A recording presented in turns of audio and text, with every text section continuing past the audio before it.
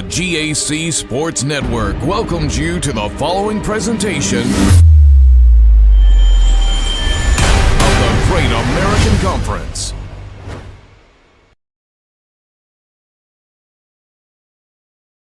Here at the David Allen Memorial Ballpark in Enid, Oklahoma for our final game of Day 1 of the Great American Conference Baseball Championships. A 3-6 matchup in store today between the Henderson State Reddies and the Arkansas-Monticello Boll Weevils. Welcome in once again, folks. Blake Smith here with you alongside Luke McConnell. And Luke, we've run the gamut of different types of games today. In terms of, we've had a couple of 7-inning games. That last game, a very low-scoring affair. And this one could be very similar to what we just saw between Northwestern Oklahoma and Southern Arkansas. Yeah, just two really good showings from Arkansas Tech and Harding in the early games today. A tremendous game between Northwestern, Oklahoma State, and Southern Arkansas, with Southern Arkansas getting the 3-1 win. And Blake, I think this one might be the best game of the day, personally. Henderson State's got a lot of offense. Arkansas-Monticello, a lot of offense. Both teams with good, not awesome pitching. Certainly maybe a little bit below some of the other teams in the conference from a pitching perspective, which means we could get, a really high-scoring affair, but an even high-scoring affair here this evening. I think this one really has the potential, and I think the way the pods have shaken out over the course of the day, exactly how we thought they were going to. Pod 1, Harding and Arkansas Tech, clearly the more balanced teams compared to Southeastern and Ouachita Baptist. Those teams won in big fashion. Pod number 2, everybody a little bit more even. Any of those four make a case for any of them coming out of pod number 2 on the 2-7-3-6 side. And so I think we've got a really good one here to finish off a great day of baseball here today. First of at least 3 and potentially 4 games coming up here on the day, as the number 6 seed Henderson State comes into the game. A record of 28-20 overall. They were 20-13 in GAC play. UAM 30-19 overall, 21-12 in conference play. And this game came down to the very last game of the season, as UAM took a couple from Southern Arkansas, and Henderson State lost a couple to Ouachita Baptist on rivalry weekend there in the GAC. So we'll take a look at Henderson State. They're the visitors. We'll take a look at their lineups here. Luke Farah leads off and plays second base. Batting second, Luke Rice, the first baseman. Batting third, the catcher Jeremy Shork. Batting fourth, the third baseman Dylan Block. Batting fifth, the designated hitter Alex Galvin. Batting sixth, the right fielder Trip Campbell. Batting seventh, the center fielder Nate Moore. Batting eighth, the shortstop Cal Jones. And batting ninth, the left fielder Louis Holt. Ethan Rourke gets the start on the mound for Henderson State, 1-1 with a 3.86 ERA. So the lineup goes Farah, Rice, Shork, Block, Galvin, Campbell, Moore, Jones, and Holt. They will face the starting pitcher for UAM, Maxim Marakovich, 8-2 overall, a 3.97 ERA. He gets the nod here from John Harvey in Game 1. Their lineup looks like this. Leading off, the right fielder, Rock Hawthorne. Batting second, the left fielder, Kirk Wolf. Batting third, the catcher, Chaz Poppy. Batting fourth, the third baseman, Justin Santoyo. Batting fifth, the designated hitter, Camden Tanner. Batting sixth, the second baseman, Elijah Nichols. Batting seventh, the shortstop, Aiden Garrett. Batting eighth, the first baseman, Cade Cancilla. And batting ninth, the center fielder Will Owens. So it's Hawthorne, Wolf, Poppy, Santoyo, Tanner, Nichols, Garrett, Cancilla, Owens, with Marakovich starting the game for UAM. And something of note here, Luke, we have the best 2 catchers in the league as voted on by the media this year. Chaz Poppy, the first team catcher in the All-GAC team. Jeremy Shork named the second team, as well as the newcomer of the year. Yeah, and both these guys just outstanding seasons. Chaz Poppy, fourth in the conference and hitting .391 for the season. third with 53 RBIs and second in hits. And Jeremy Short, second in the league to Wesley Mitchell, 16 home runs this year. He was tops in the regular season with 55 RBI.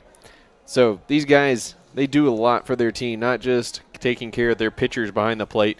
They do an outstanding job at the plate as well, and a big reason why these two teams are as good as they are.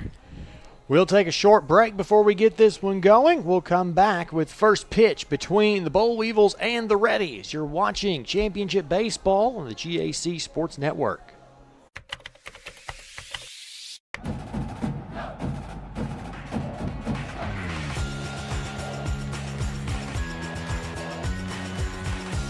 The professors care and they go out of their way to make sure that you are going to succeed.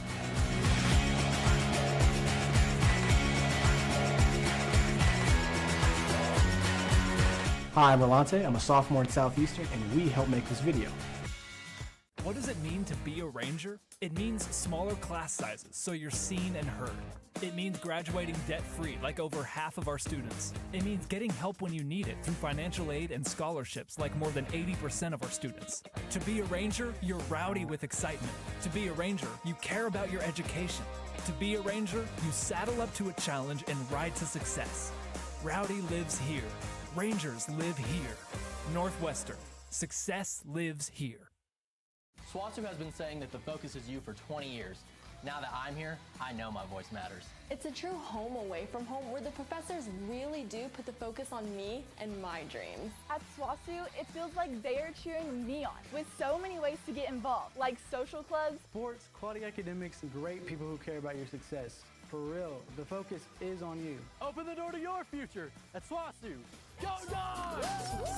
SWASU, the focus is you.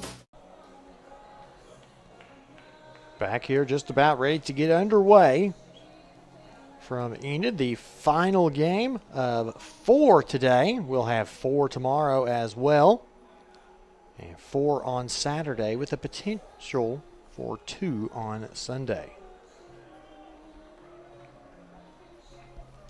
And UAM about to take the field in those green tops, white pants. A more bold look there.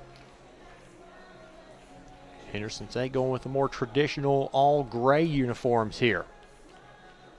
The first chance to look at Maxim Marakovich. Again, 8-2 with a 3.97 ERA, making his 14th start of the season. He's thrown 4 complete games on the year, 70 1/3 innings pitched, 68 hits, 31 earned runs, 53 strikeouts to 21 walks. Batters hitting .254 against him. And Marakovich, the number 2 starter for a good chunk of the year, as he was last year as well. The big fella from Australia by way of Louisiana Monroe. He is trying to earn that, what we traditionally call the Friday night starter. See if he can go deep into the game and do what the other teams have done today and keep that bullpen nice and fresh. Henderson State may have a different strategy in terms of pitching. We'll talk about that when we meet Ethan Rourke in the bottom of the first inning. Yeah, really, everybody's starter has done well today. The only exception, really, I mean, Chase Oberle got hit around a little bit by Harding in the first game, but had looked good through the majority of his start before getting knocked around a little bit late. And then Daniel Collins also, good start. Defense really just let him down today. He was looking really good through about three and a half innings against Arkansas Tech before things really fell apart for the Savage Storm. When it rained, it poured back in that one.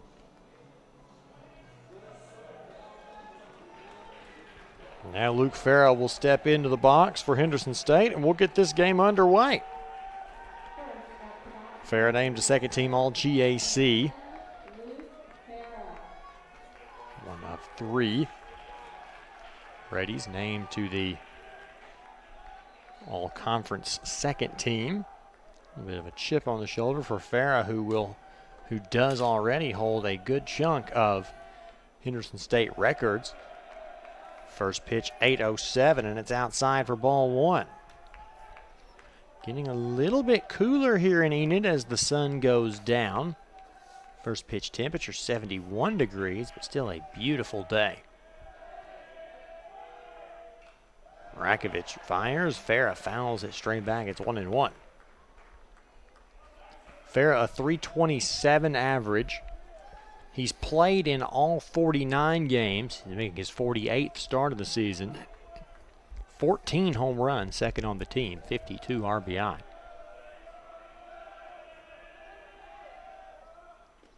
And he'll look at that one. Low and away, 2-1. Farah, one of 23 seniors, one of those guys that Coach Hooten say the heartbeat of this Reddy's team. Pulls that one foul, goes to 2-2. It's one of those simple things, Blake, that in any sport, you got to have your best players be your best players, and that has absolutely been the case for Farah this season on both sides of the ball. He is rung up on strikes for the first out, and he kind of turns around and looks. Unfortunately, looks don't get you a second opportunity, and Farah's down on strikes. Nate Simmons behind the plate today, calling balls and strikes. Daniel Rios at first, Toby Milam at second, Brandon Guerra at third. With these umpires, the base umpire is wearing a tournament special umpire jacket on top of their shirts. Ball one thrown to Luke Rice, the first baseman for the Reddies. Not a lot of power for Rice this year, just 4 home runs, 36 RBI, but a .324 batting average. 56 hits and 173 attempts. Takes a look at ball two from Rakovic. Trying to throw those breaking balls. That one about 81, just missing high and outside. Doesn't look like he's finishing those pitches.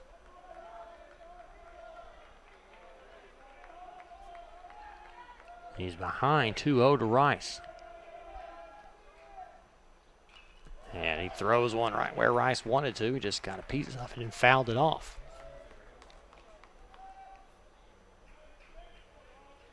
You know, it's fascinating to put in perspective the things that Southeasterns was able to do this year as far as hitting home runs.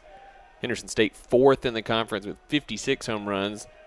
The Weevils tied for 6th, but 53 right there with Henderson State, but several spots below them in that ranking. Just puts in perspective how awesome Southeastern was with 102 in the regular season. It's impressive. A 3-1 to Rice. Pitch on the way, swung on and missed. Looked like a changeup. Rice well out in front of it. Works the count full. Now 3-2.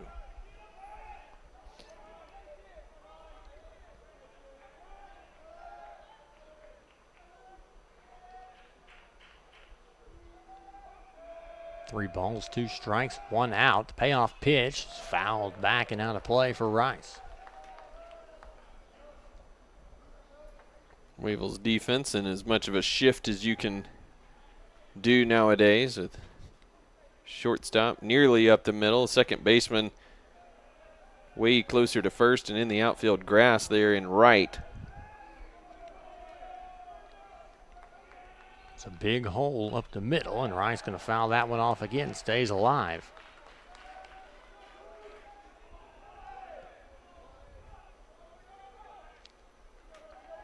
Rice, a product of North Little Rock High School and UA Rich Mountain.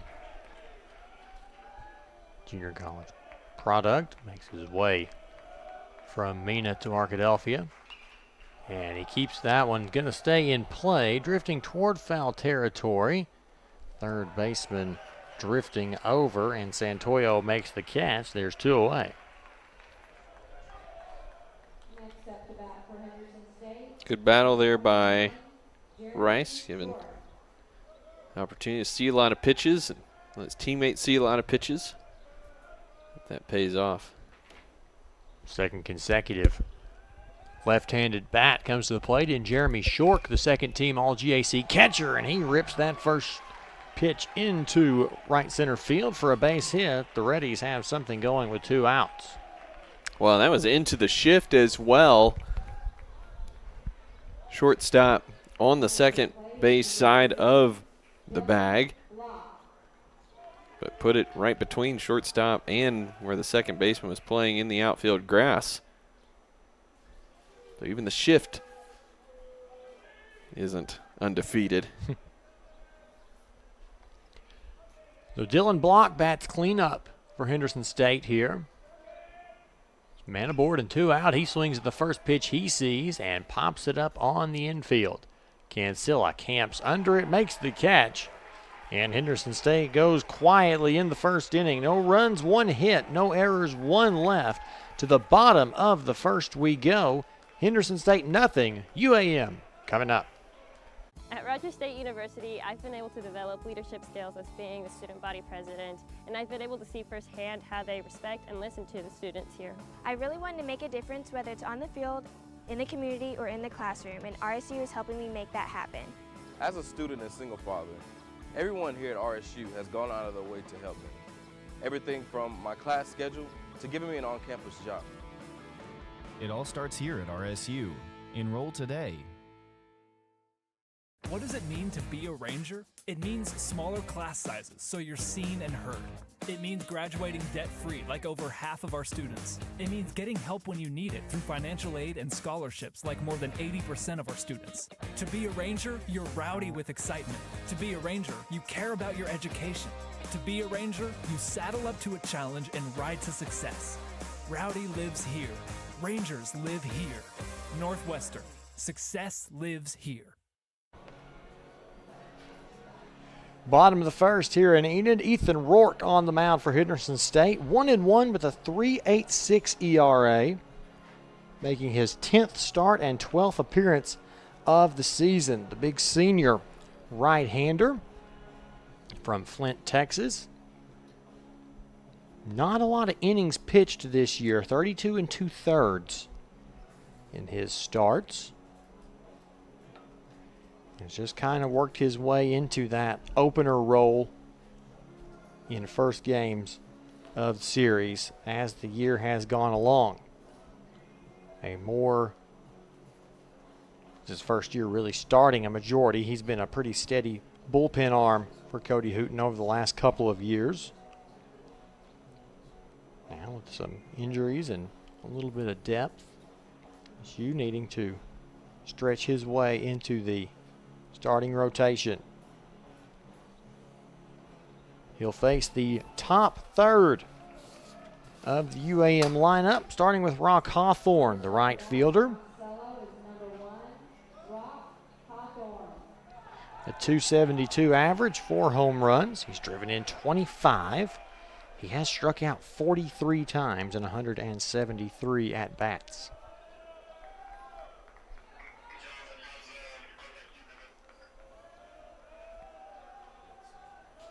Rourke kicks and deals. That one fouled back and out of play. Hawthorne going after the 86-mile-an-hour fastball. Hawthorne's MO, get on base and be a threat on the base paths. Third in the conference in steals with 22 this year.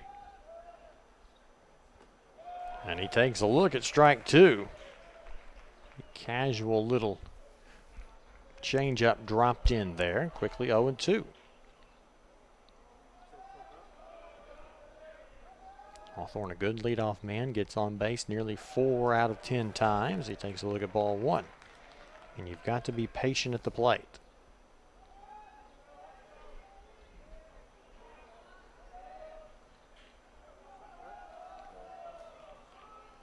Kicks and deals, swung on and missed. Got him on a changeup.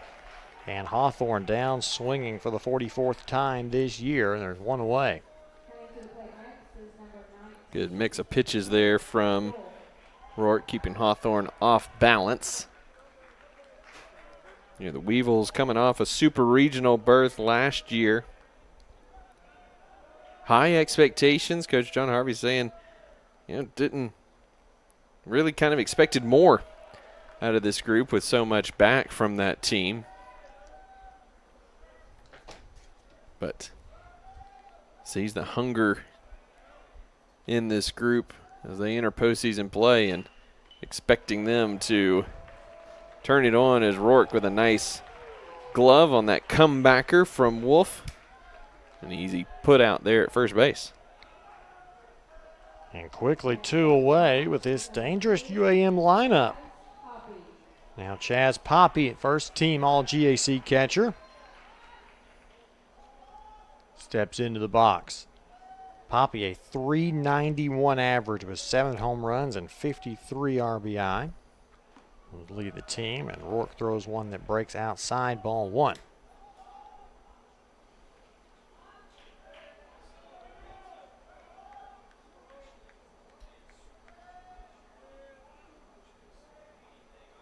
That one on the outside corner of the plate, poked, foul, well out of play off the right side, evens the count 1-1.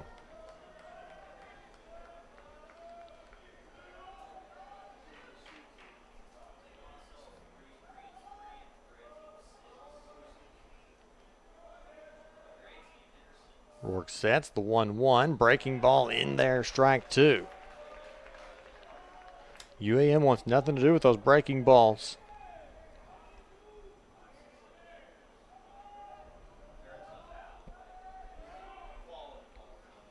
The 1-2, pulled, foul. Just got a hand on it. Pull it back toward his own dugout down the third base line. This is where all the home teams have set up today. 1-2 once more, breaks down and away. Poppy spits on that one pretty easily. And we're even at 2.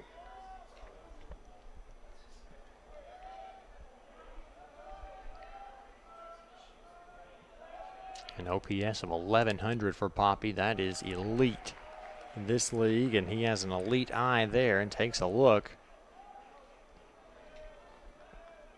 Runs the count full, and Rourke going to have to throw his best pitch of the inning here.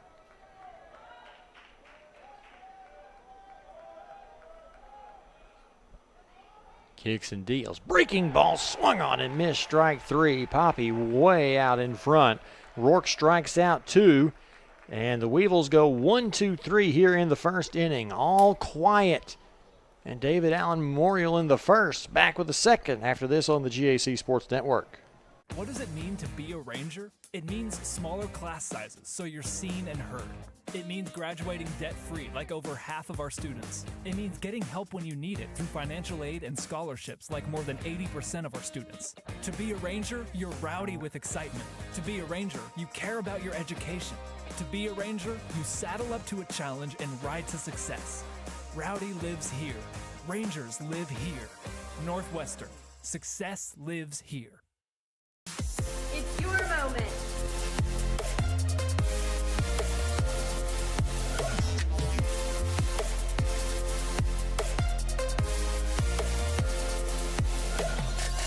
It's your moment.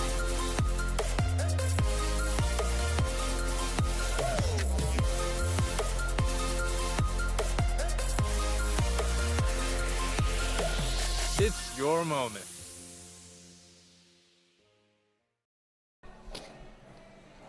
Neither team able to make much noise in the top or bottom of the first. We head to the second the same way we started the first with no score. 5, 6, 7 due up for Henderson State here in the top half of the second. And had to wait for Poppy to get all his gear on after striking out swinging to end the first. He'll throw down here.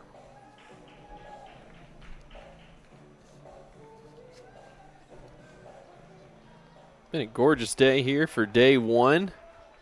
Perfect to get things started off on the right schedule and stay on schedule all day long. Get some rain in the early part of the morning tomorrow, overnight, but should all clear out by game time for Ouachita Baptist and Southeastern. So would anticipate will stay on schedule tomorrow as well. Here's to hoping. First pitch, strike for Alex Galvin, the ready designated hitter. Takes a look at ball one to even the count.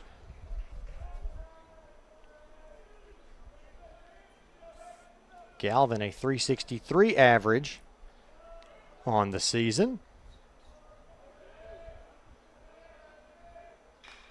And pokes that one the other way into left field for a leadoff knock. Nice piece of hitting there by Galvin, and he's aboard. One man on, nobody out.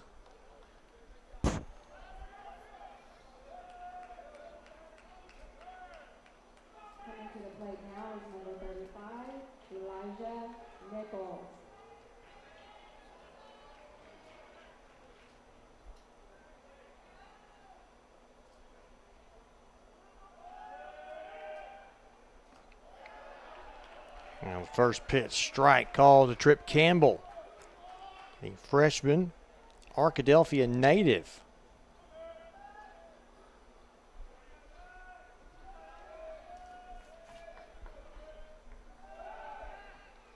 Pickoff move to first, a pretty slow one. Galvin back in plenty of time. Ready's not a big team on the base paths. Weevils have had a renewed emphasis on it this year, which we can talk about. Big swing and a miss on a changeup there. Campbell may have got a piece of it tipped into the glove. And quickly behind 0-2. Campbell hitting just .208 with runners aboard. Not the most ideal of situations. And good morning, good afternoon, good night. A swing and a miss. Second strikeout of the game from Marakovich. Your next batter is number 14, Aiden Garrett. Nate Moore steps in here for the Reddies. Shortstop batting .286 on the year, making just his 22nd start. That ball gets away from Poppy, and Galvin will advance 90 feet on the wild pitch.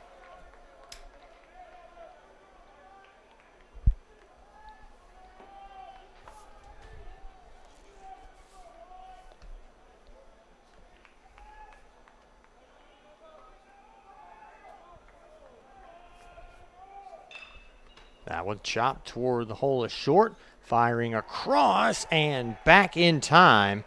Just in the nick of time. Great play there by the first baseman Cancilla to retire Moore. 6-3 on the putout. There's two away.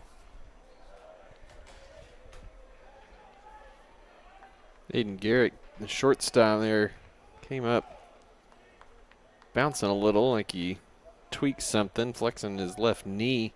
He gets back in position, so something to keep an eye on. First pitch low and away to Cal Jones, the Henderson shortstop, .329 average. Start the one of two Reddies to start all 49 games now, Shork being the other. Takes a look at an inside called strike on the corner.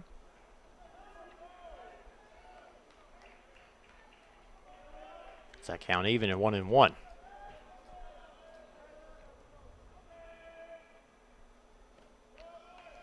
Takes a look at that one low as well. Ball two.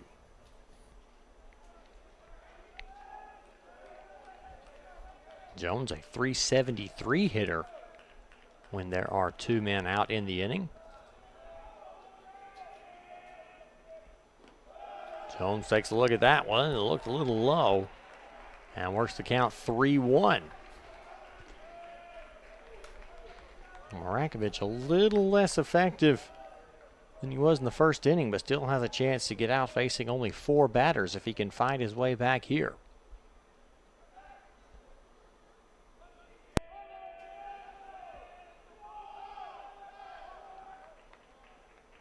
I'm going to call a action clock violation for ball four, so Jones able to work the walk without even facing a fifth pitch. Marakovich took too long to decide what he wanted to do.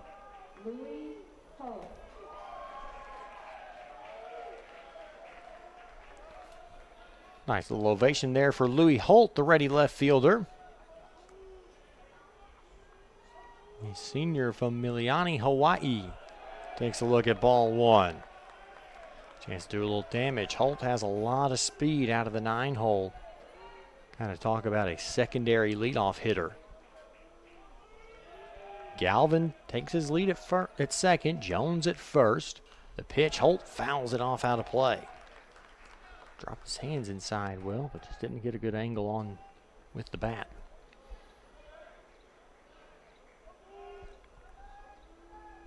Yeah, it looked like on that pitch clock violation that Marakovich struggling getting the call in on his receiver there.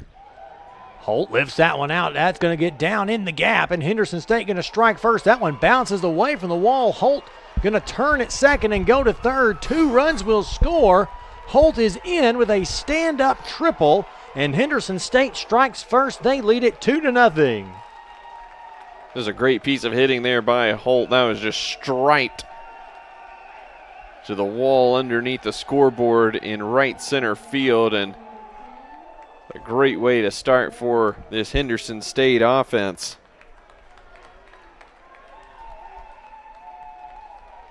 And back to the top of the lineup for Luke Farah.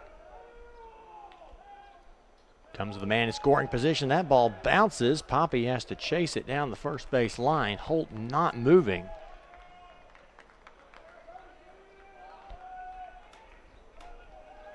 So lucky there.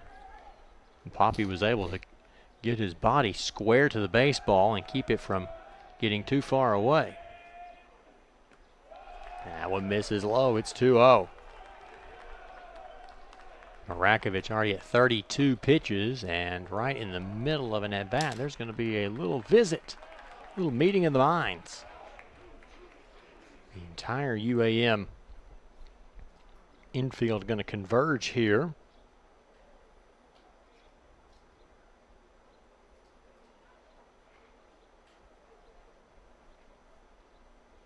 Try to stop the bleeding here.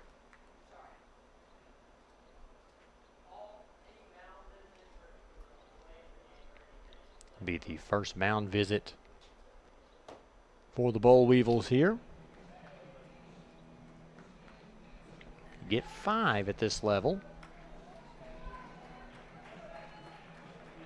Changes to 4 when you get to the big leagues.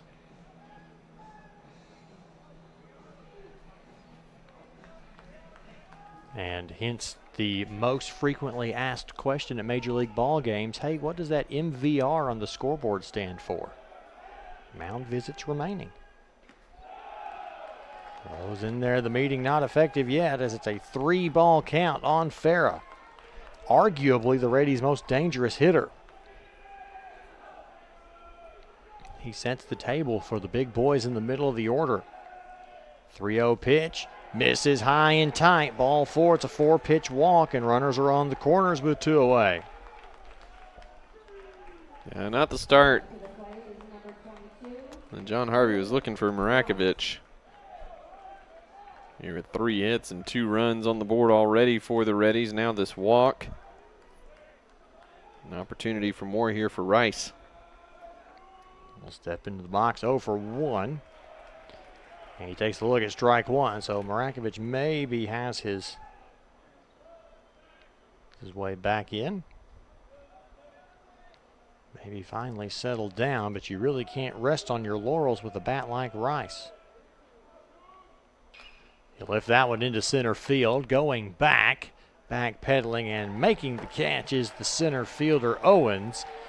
And down go the Reddies in the second, but not before they get 2 runs on the RBI triple from Louis Holt. 2 runs on 2 hits, no errors, 1 left. We head to the bottom half of the second inning. Henderson State leads at 2-0.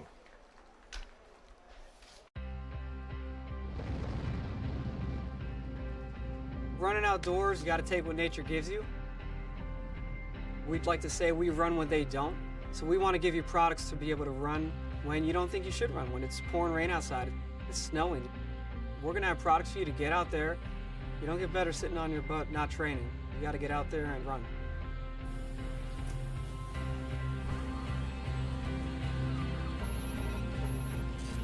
At Under Armour, it's always about premium textiles. They need to perform, they need to be the best. The merging of hybrid textiles with naturals and new seaming and bonding and super sleek, modern, fast, futuristic designs, that's where we are really going to turn it up a notch.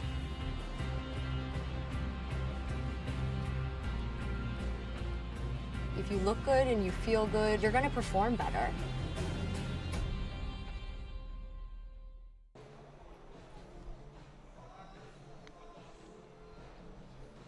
Nice night to come out and watch a ball game. Several people have done that here today, throughout the day, here in Enid. So we're in game 4 of the day. Don't think I've seen anybody sit through all 4 games yet today besides us, people up here in the press box. But there have been some folks that have stuck around for a game or two. People have left and came back. You see some people in Harding gear. I've seen a couple people in Ouachita gear. Southeastern Arkansas Tech.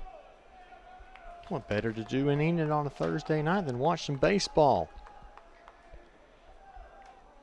So here is Justin Santoyo. He swings the first pitch he sees, lifts it out to left field, just shy of the track is Louis Holt, and he will make the catch. 1 pitch, 1 out. And if you're Rourke, you cannot help but be pleased with both the run support you've gotten and a 1 pitch, 1 out you get from a good hitter like Santoyo. Yeah, Coach Hooten telling us that the Reddies just need their pitching to be solid. They don't need their guys to go out there and be heroes or go out there and be Randy Johnson type aces. They just need to be solid, because when their pitching has been solid this year, the Reddies have been really good. 10-5 in April coming into this tournament. They've done really well down the stretch. They have the potential to be really, really explosive as a group. Just need the pitching to be there as well. And Camden Tanner pops that one up. Shallow left field. It's going to land. And that's going to be a double as Jones unable to find the ball. Holt unable to call him off in time, and we saw that a few times early today, but now that dusk is approaching, you'd think that ball would be a little easier to find in the night sky. Well, and it's kind of interesting here. The lights here at David Allen Memorial Ballpark all angled. They're all kind of capped and angled down toward the field. They don't shine out. And so if the ball is above the light fixtures themselves, it's not getting lit up by any of these lights on the standards here. So it's kind of going in and out of light there. And then Rourke plunks the next batter, Elijah Nichols.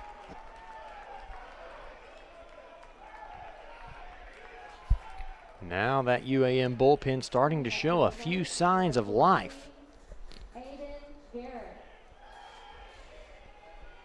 Aiden Garrett, the shortstop, bats in the 7 hole. 296 average, 5 home runs, 36 driven in. He's got 2 aboard with just 1 out. Rourke hoping a double play ball can get him out of this bit of a jam. Did give up his first hit of the game on that pop fly double for Tanner. Misses outside for ball 1.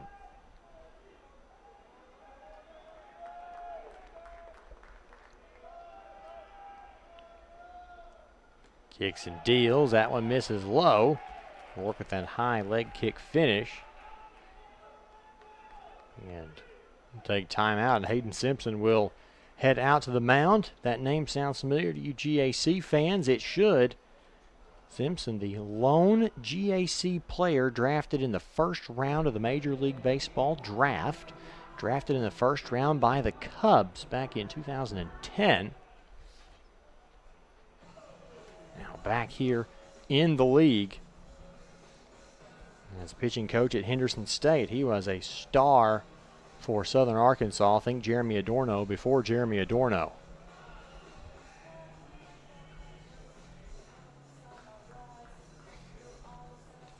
He goes out and tries to put Rourke at ease.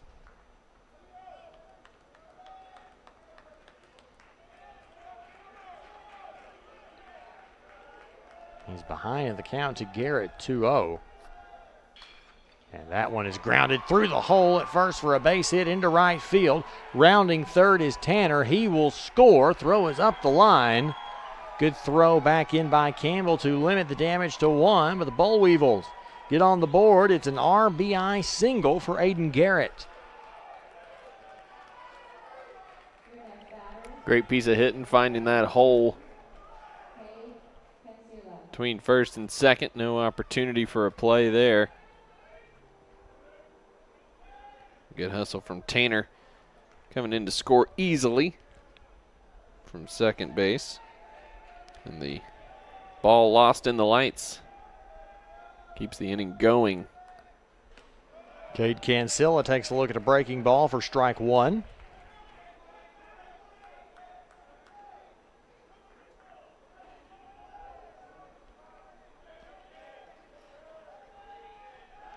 Checks back on Garrett at first. Nothing doing there.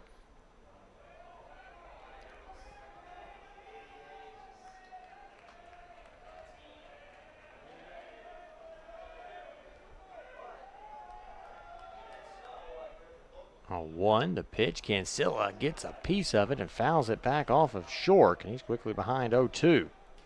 Rourke trying to stay aggressive.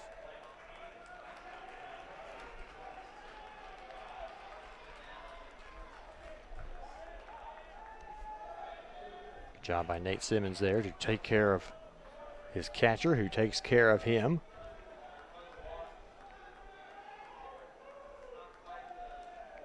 Two to 1 here in the bottom of the second. A little more offensive action than we saw in the game previous.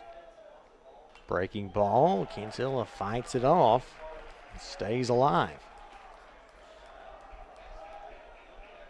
Good jamming pitch there from Rourke, right in tight on the hands.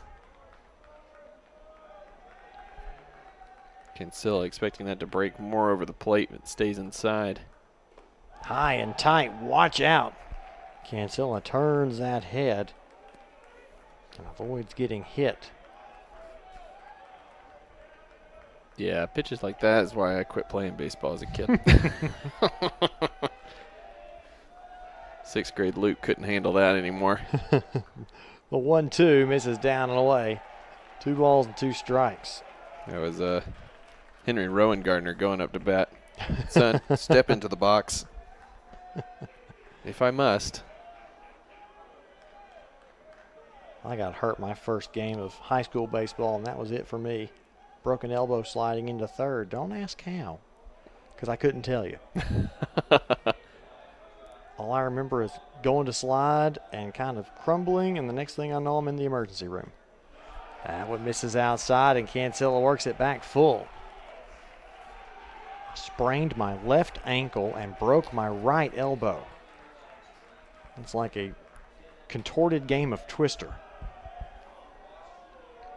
Yeah, I can't even come up with a way that happens. I can't either. Runner goes, called strike 3, the double steal on and got him! Caught stealing, 2-4, and a strike him out, throw him out double play ends the inning for UAM. They do get one back as they strike on an Aiden Garrett RBI single to bring themselves back to within 1 as we take a look as we're headed to the break. Henderson State 2, UAM 1. This is the GAC Sports Network. Everyone tells you to think about the future, but strength, knowledge, and wisdom are what you build along the way. There's power in the process. We value this moment because at ATU, you write your own script to what comes next. So here's your cue. Right here, right where you are. Focus on the now, because our focus is on your success.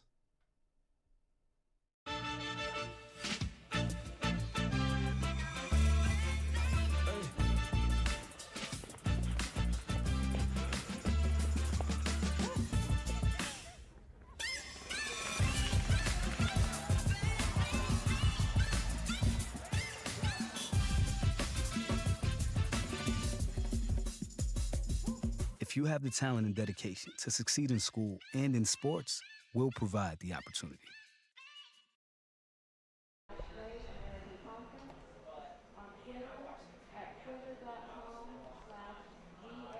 UAM gets one back in the bottom of the second inning. They still trail 2-1.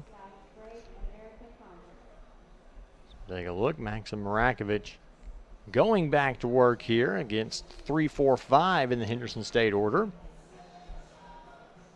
Jeremy Shork will lead things off. He had the lone hit for the Reddies in the first inning. Had a nice ending to the bottom half of the second as he caught Garrett trying to steal second after the strikeout looking of Cade Cancilla.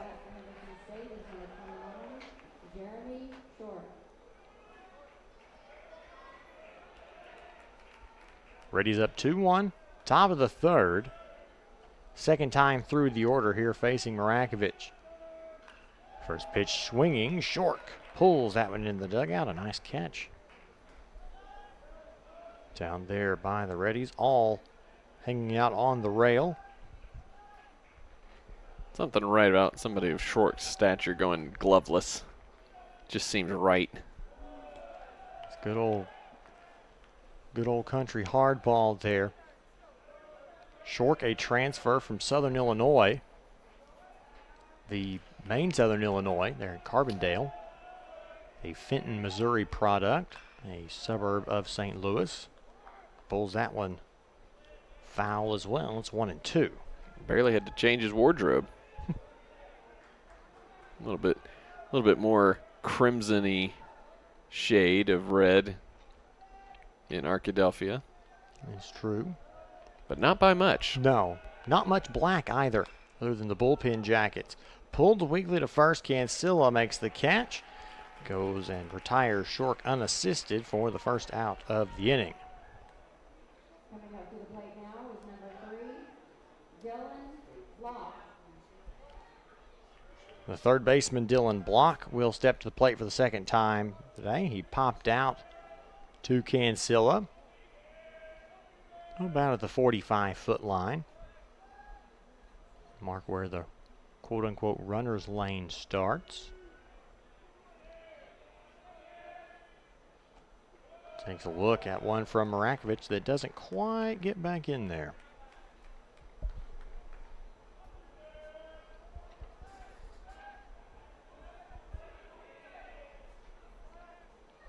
We have 1-0. One down here in the top of the third. That one misses inside. Block ahead 2-0.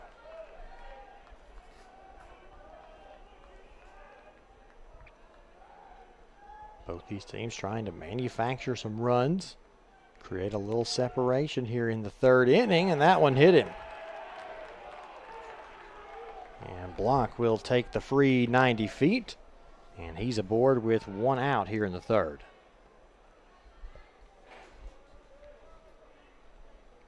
Third free pass issued by Marakovich. 2 walks and now the hit batter. Hasn't really been in control so far.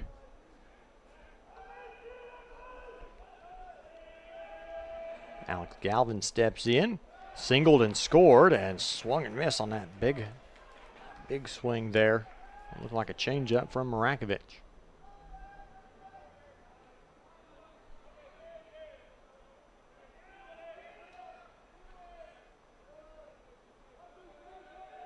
Takes 2 steps, comes set, fires one down the middle for strike 2. Don't know what Galvin was looking for there, but he had an opportunity to do some damage with that pitch, and now he's got to choke up on the bat and try to stay alive. The 0-2. Swung on, pulled through the hole at second for a base hit. Block will stop at second, and there's runners at first and second. Henderson State trying to threaten again here. Your next batter is number 21, Trip Campbell. There's Trip Campbell. Not his best appearance an inning ago. He struck out on 3 pitches. Marakovich had him fooled. And he will take a look at ball one. That one almost got away. Poppy had to dive all the way across his body. Reach over there and grab that.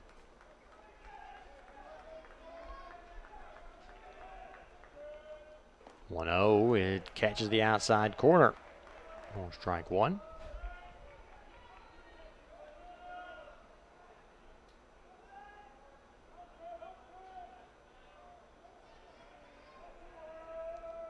Checks the runners. The 1-1 is in there. Call strike two. 1-2 the count.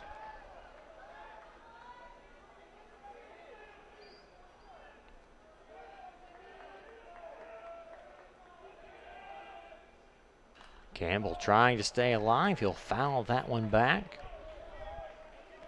Now to play onto the street behind us. Off the third base side. Stays alive at 1-2.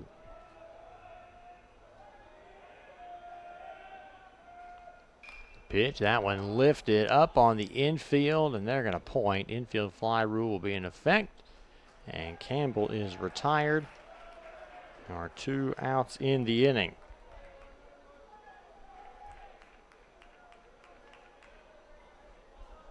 Coming up to the plate, number 1, Nate Moore. Nate Moore 0 for 1. Grounded out to short. An inning ago. Base hit could score a run here. I'm sure Cody Hooten wouldn't mind a base hit here. He'll send block on anything that gets through the infield.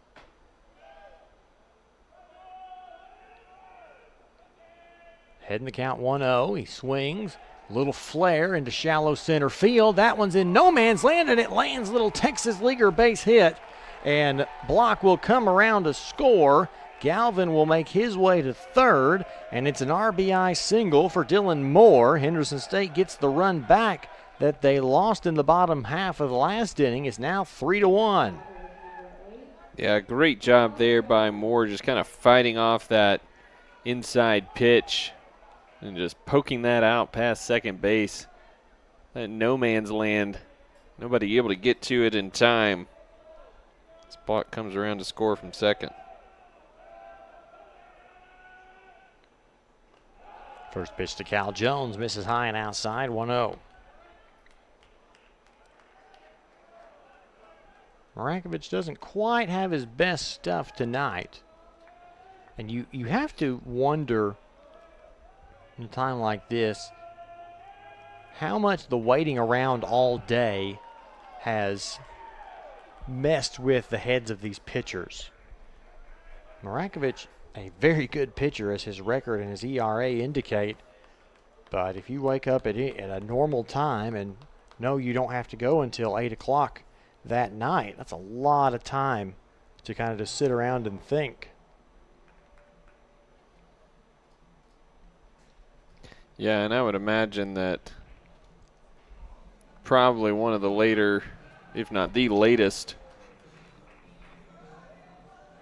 start time for the Weevils all season long. A couple 6 o'clocks across the regular season schedule, but as far as scheduled game times, this is the latest start by 2 hours for the Weevils. So absolutely, it's going to, and with how superstitious and habitual baseball players can be, it's absolutely going to mess with you a little bit. The pitch misses, now 3-0 to Cal Jones, who walked and scored an inning ago. He is the 6th ready bat to step in the box this inning. The 3-0, he shows bunt, takes it back, and takes a look at called strike one. Probably an auto take there. Show bunt to see what the defense would do, how they'll react. Still ahead. Still can look one pitch, one spot. Runner goes. That one lifted up. Shallow left coming on, and it drops. And it's an RBI single for Cal Jones. An interesting running of the bases there by Moore. as he kind of waited, went halfway, stopped, started again as he rounded second, then almost rounded third when the ball was about 10 steps behind him. So that's already the second one that's gotten lost in the lights on this left side of the infield, short outfield. See if that continues to play a factor here this evening.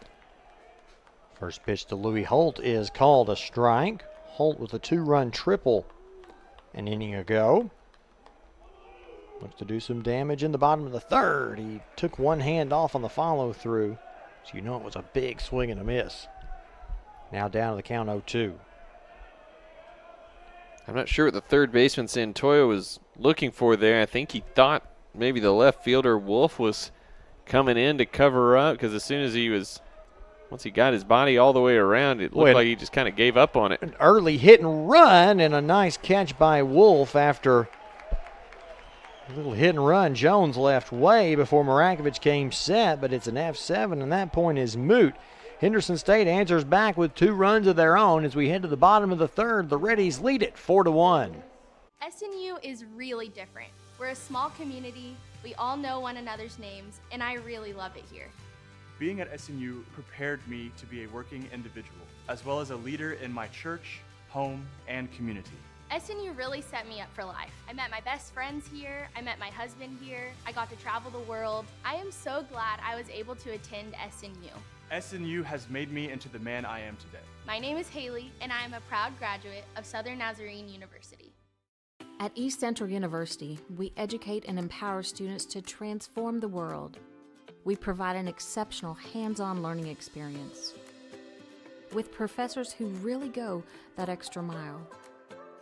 East Central University encourages students to become who they are meant to be while making lasting memories. East Central University, welcome home.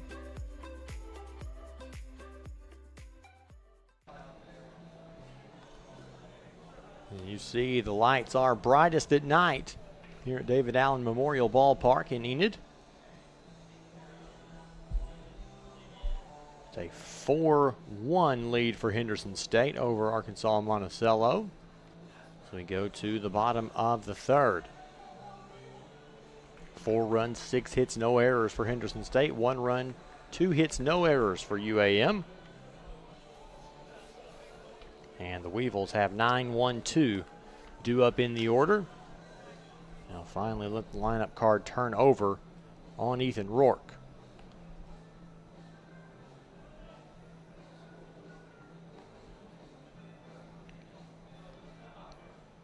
And Will Owens will lead things off. Center fielder, batting .224, making just his 19th start of the season. No home runs, 6 RBI. He is a perfect 6 for 6 in stolen bases. Kind of that secondary leadoff man down there at the bottom of the lineup. Trying to produce out of that 9 hole. First pitch from Rourke will be just low for ball 1.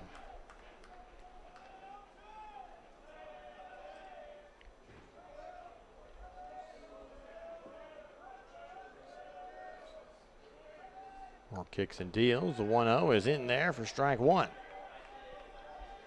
Kind of tailing away from the left-handed hitting Owens.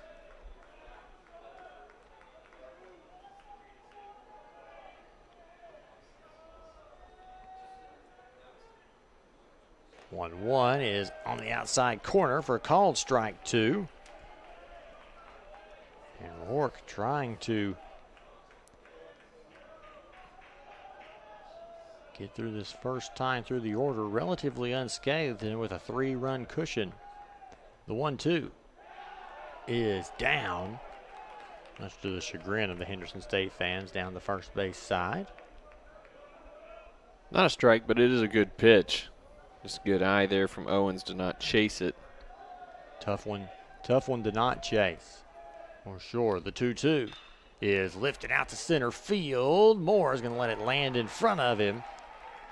The leadoff single for Owens. And he's pumped up about it as he comes back into the bag at first.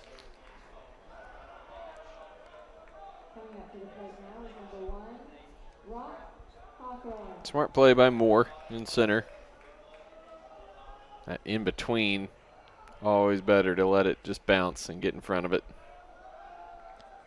One base is a lot better than 2 or 3. Rourke will check over there. Nothing doing. Worry about Rock Hawthorne at the plate now. He struck out in his first at bat. Back in the first. Breaking ball didn't break. Kind of got away from Rourke there. Hawthorne gets ahead in the count.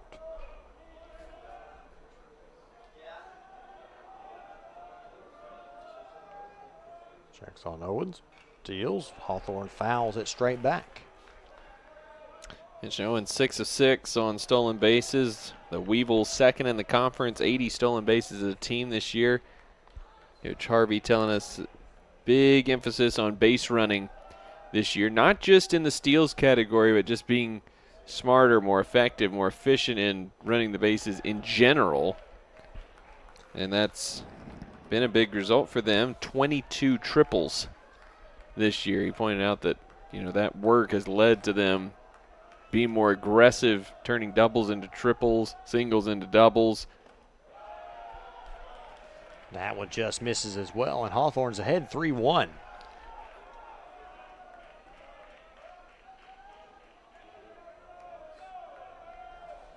Just another weapon in the arsenal of a already dangerous Weevils team coming into the year.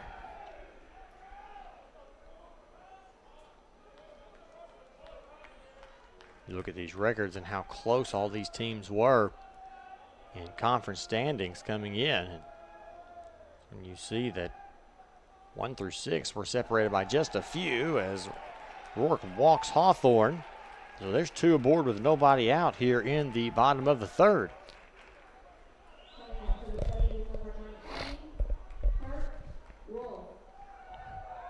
Blake's kind of what we expected, a little back and forth action. It's not necessarily most efficient, prettiest baseball we've ever seen, but also it's not bad baseball either. But these 2 teams they're going to trade punches all night. Breaking ball, Wolf lifts it sky high on the infield.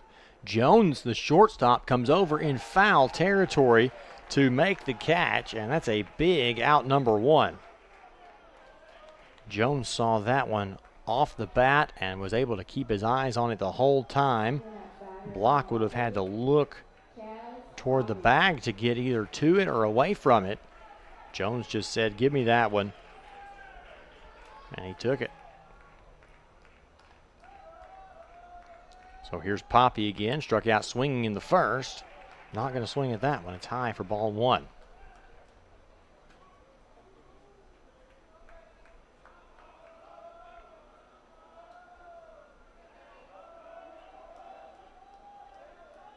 We're checking that runner at second. Breaking ball. Poppy lifts it out. Left field. Plenty of room for Holt to play it. He'll make the catch with 2 hands. That's a high and loud out number 2. Poppy retired for the second time in a row. Just missed that one. He did. A little bit more on the bat, and he could have sent that one into the night. So here's Santoyo, who flew out to Holt and left to lead off the second inning. He comes up again here in the third. 2 on and 2 out. Takes a look. There's strike 1 on the inside. Not where Shork set up, but he was able to reach across and still have it cross plenty of the plate.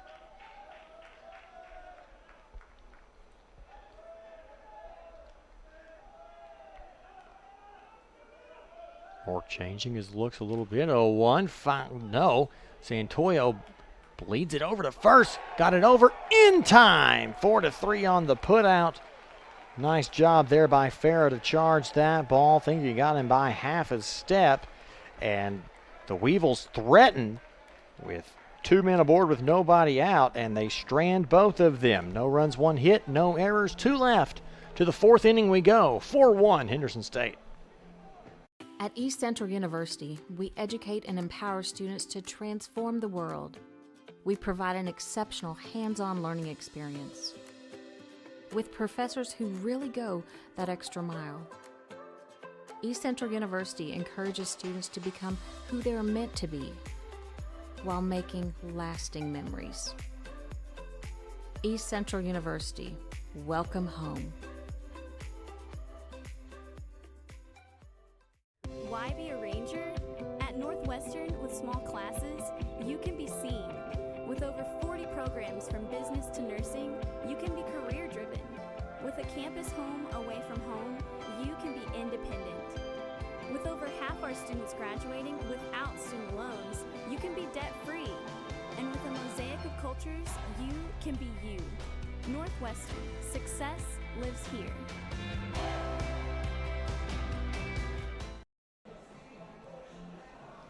Through 3 innings, Henderson State with a 4-1 lead.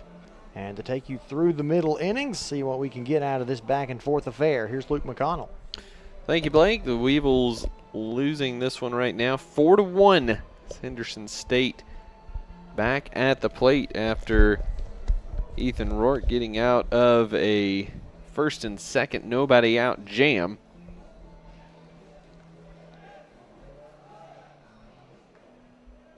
To the top of the lineup we go. Luke Farah, 0 for 1 tonight with a walk. Opportunity for the Weevils to collect some experience here, that leadership aspect, something Coach Harvey said he didn't have to work on it all in the fall this year with such a veteran core group returning. The stuff that they just were able to kind of skip right over and get down to more strategy-based stuff. That one in there for a strike. You have to wonder at this level how much the hunger stays, and you've got a lot of competitive guys. You have to imagine that they want to get into the nitty-gritty of the baseball season as quick as they can. Farah, hard hit on the ground over to the third baseman Santoyo. Across the diamond he goes to Cancilla for out number 1. The next batter is number 22, Luke Rice. There's Luke Rice, 0 for 2, couple pop outs.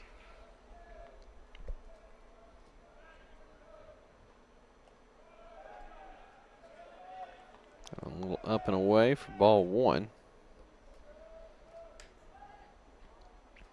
Rakovic now at 65 pitches through 3 1/3. Breaking ball stays up, 2-0.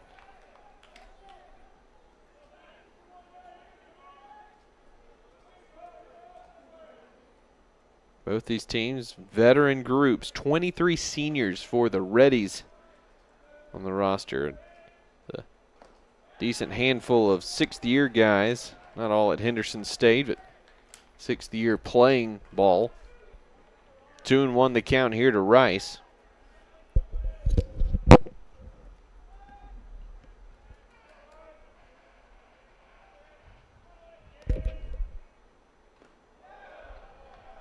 That one just misses off the plate.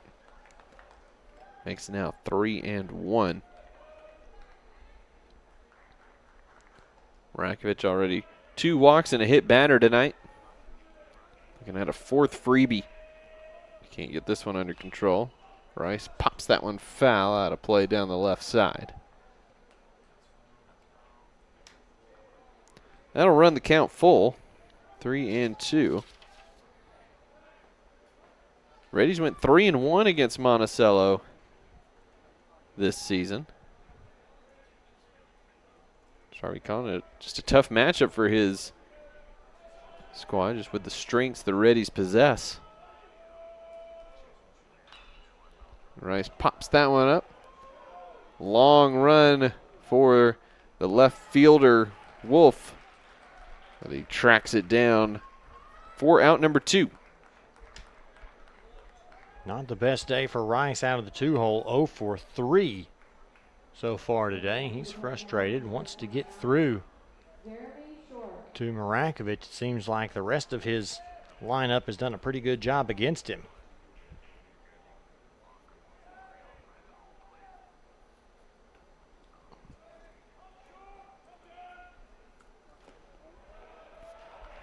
First pitch to Shork is inside corner for strike number 1. Shork singled in the first, grounded out unassisted to the first baseman in the third. That one way out of control there from Marakovich.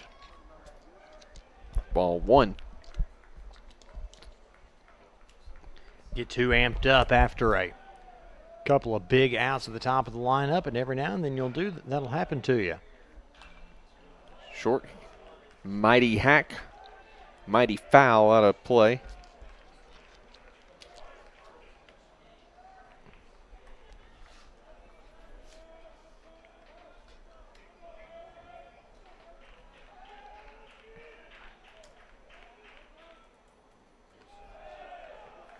Curveball, didn't curve enough there for Marakovich. This is 2-2. 2 outs, nobody on here for the Reddies in the top half of the 4th inning.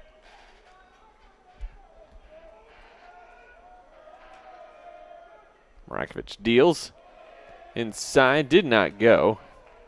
That'll run the count full.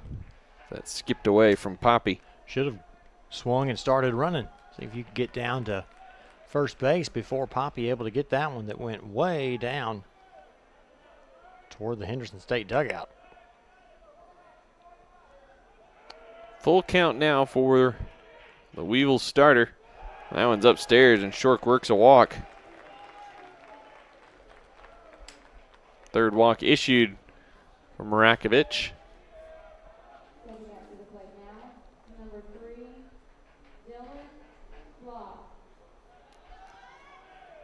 Third baseman Dylan Block up now, popped out to first in the first and was hit by a pitch last inning.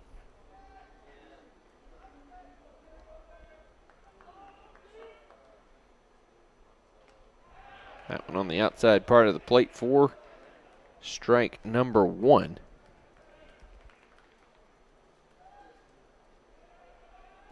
Reddy's offense has been really good this season and one that has exceeded the expectations of Cody Hooten. That one a little off the plate this time, 1-1. Never out of it. Coach Hooten mentioning several comeback wins over the course of the season as really big high moments for this group.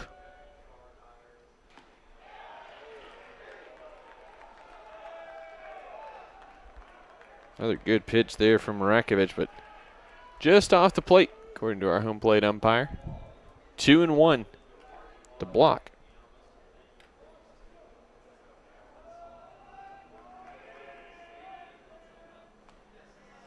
Comes back inside with the breaking ball, catches the corner, and evens the count at 2-2.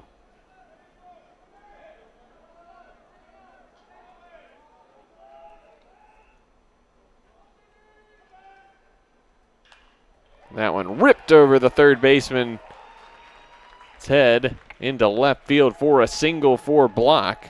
That puts 2 runners on for Alex Galvin.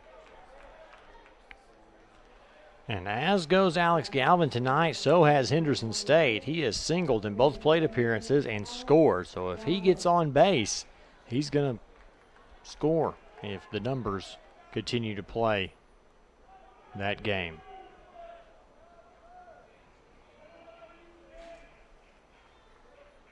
Just a light breeze blowing out to right field. Again, just 300 down the line in right as that first pitch in for a strike. With all these left-hand bats in the middle of the Henderson State lineup, you'd think they would be swinging for the fences a little bit more than they have so far. Just one of the home runs we've seen today has gone to right field, and that was an opposite field shot for Arkansas Tech.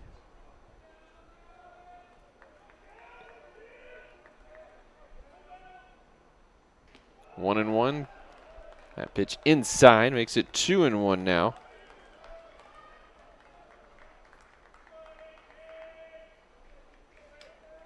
Rakovic continues to be inconsistent here. And just not able to find that strike zone. 3-1 now.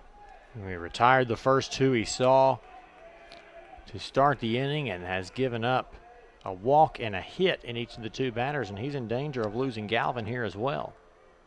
And he does just that, bouncing that one inside.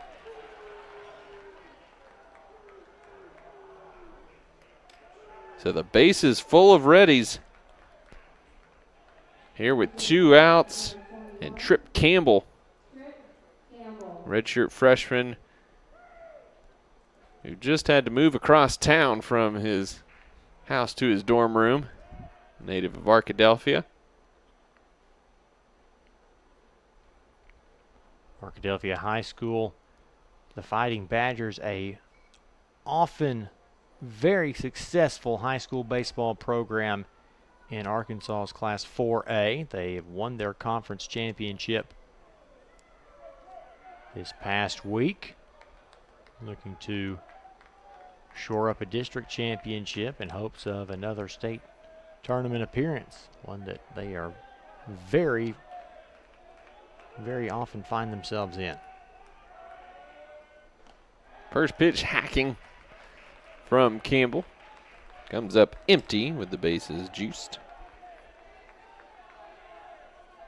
A lot of pitches here for Marakovic, but he can get one out here. You can get out of this unscathed as that pitch in there for strike 2. Quickly ahead, 0-2 is the Aussie. 0-2. Campbell swings right through it, and Marakovic gets out of the jam. 3 left on base for the Reddies. No runs in the top of the 4. The Weevils coming up in the bottom of the frame when we come back here on the GAC Sports Network.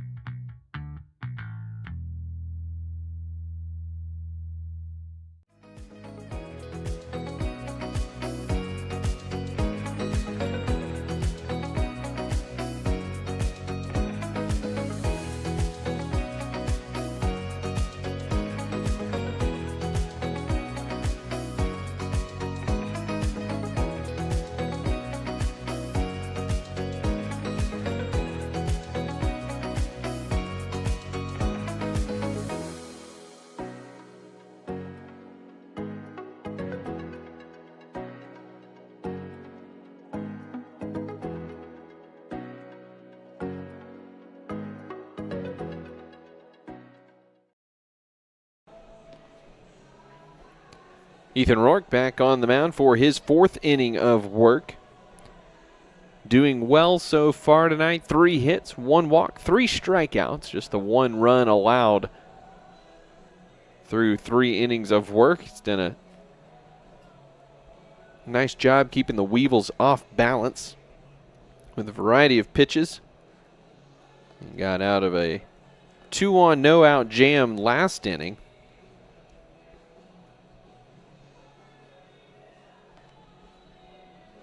He'll face 5, 6, and 7 in the Weevils lineup here, beginning with the designated hitter, Camden Tanner. Second team All GAC member this year.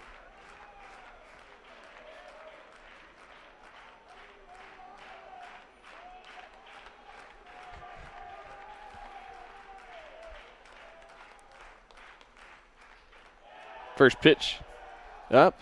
Weevils bench and fans trying to generate some momentum over there, making as much noise as any fan base here this afternoon.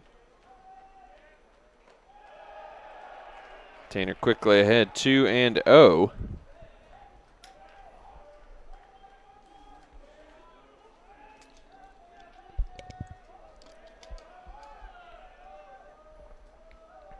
Rourke sets, kicks, and delivers. That's in there for strike one on the outside part of the plate.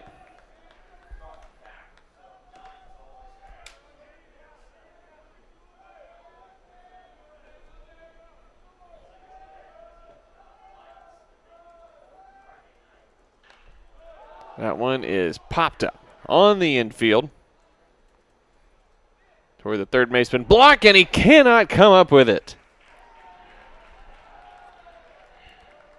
Block had to dash in late and short-armed it as it skimmed off the front edge of his glove. And so Tanner is aboard with the E5.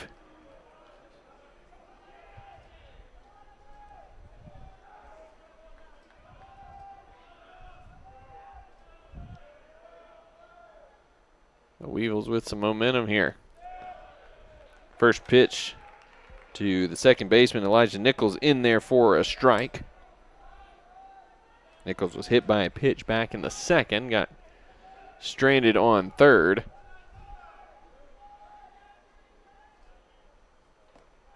Mighty curve there from Rourke as Nichols swings over the top of that. Quickly down 0-2.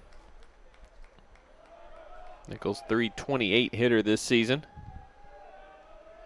21 hits and 64 plate appearances coming into the weekend. And he waited on that curve and sends it out to the left center field alley. And that ball is gone! A home run from Elijah Nichols.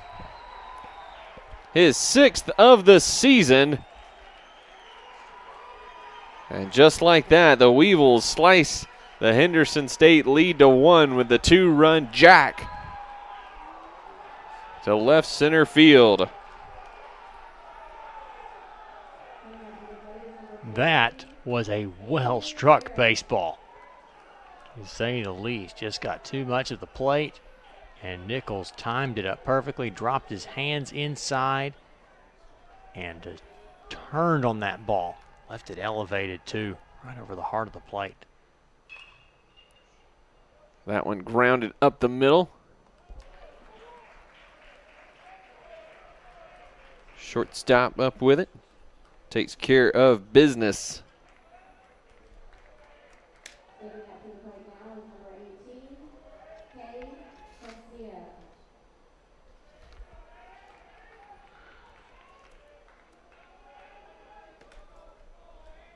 So Garrett grounds out 6-3 for the first out of the inning.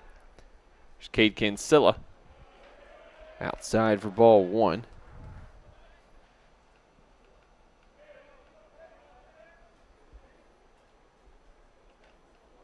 Back and forth we go. Both teams able to scratch out runs here and there. Nothing too crazy as far as what they've been able to do in each inning, but consistent production both ways. That was just the 3rd hit for the Weevils tonight compared to 7 for the Reddies. That one inside. Runs the count 3-0. Rourke was just at 40 pitches entering the inning. So his leash in terms of how many he can throw is a little bit longer. But how long is his leash in terms of giving up a home run and a 4-pitch walk? And right on cue, a journey to the bullpen for several Reddies. Cancilla is aboard for the first time tonight. Farah wandering in from second base to give his starting pitcher a few words of comfort and encouragement.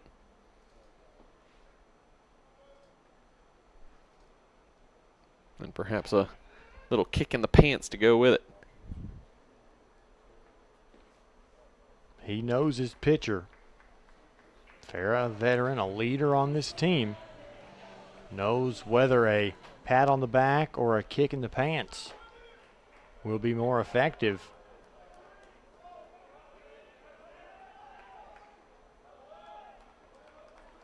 Here's the 9-hole hitter, center fielder Will Owens. Singled in the third. Looks at strike one.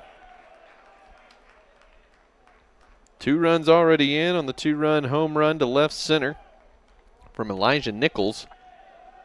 The man on first is Cancilla, the first baseman. That one outside, 1-1. Cancilla not a threat to steal, just 1 of 2 so far this season.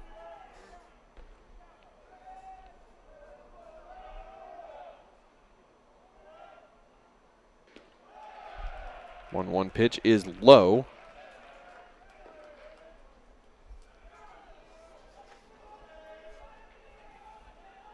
That's the count to 2-1.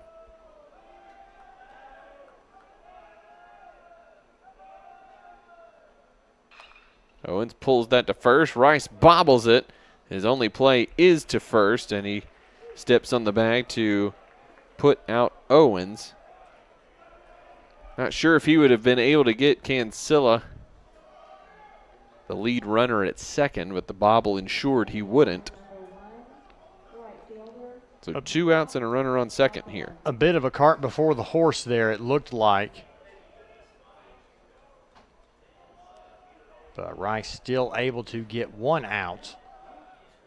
And however, for Rourke, that UAM lineup card turns over once again.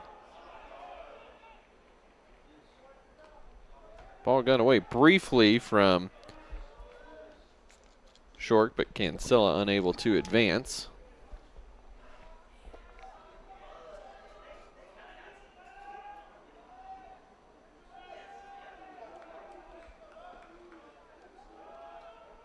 Rourke deals inside to Hawthorne again.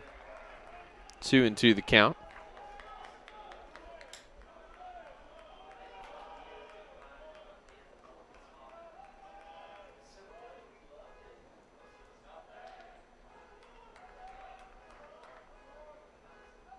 Two and 0, 2 outs. Man on second. Rourke deals and just clipped the top of the net to stay in the field of play on the foul ball. 2-1.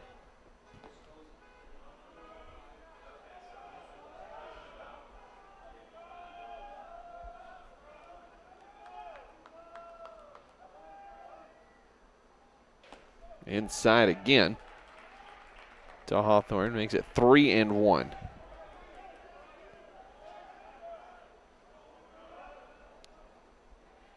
Rourke's been pretty consistent trying to go inside here, but he's not really particularly close. And that one popped up behind third base. Block is over there, and he secures it this time to end the inning. But the Weevils get 2 back on the 2-run home run from Elijah Nichols, and the new score, 4-3 Henderson State, as we head to the 5th inning here on the GAC Sports Network. Before the house, before the office, the late nights and new bosses. Before the last hugs, the wins and the losses. Before building the team, before building yourself, the rise and grinds, all day, every days. Before the letter, before the dream, there was a kid who loved to play. If you have the talent and dedication to succeed in school and in sports, we'll provide the opportunity. Everyone tells you to think about the future, but we know there's growth in the journey. At ATU, we value this moment because here, nature becomes your classroom. So breathe it in. You've got this. Right here, right where you are. Focus on the now, because our focus is on your success.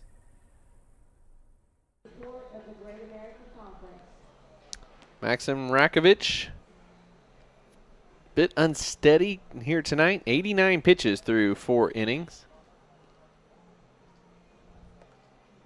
But only down 1 are the Weevils. So a 2-run homer from Elijah Nichols, the second baseman, in the bottom of the 4th inning. 4-3, Henderson State. Probably neither pitcher going to get a quality start here today, but if they can survive, that's going to be the key.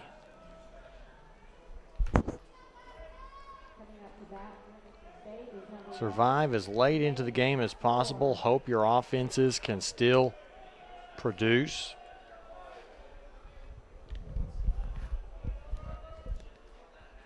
Nate Moore, the center fielder, is the first batter for the Reddies. Chops that one foul over to the Weevils' dugout.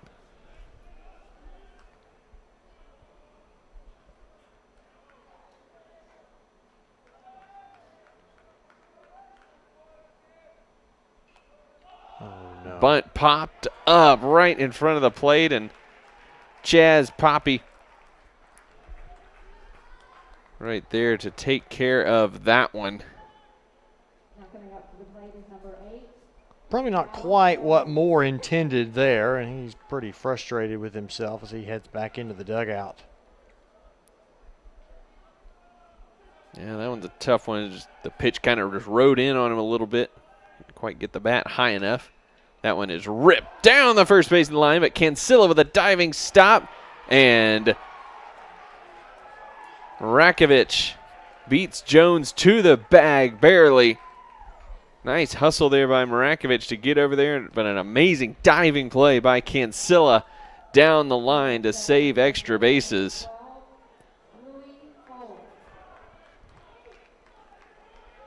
That'll go down as just 3-1. A good call by the first base umpire. 3-1 hardly describes what that just was. Great hustle all the way around. 9-hole hitter, Louis Holt. And a 1-0 count here.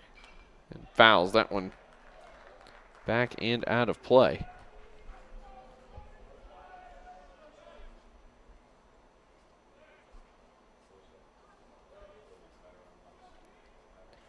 Seen Rakovic get some quick outs in innings 1 and 4,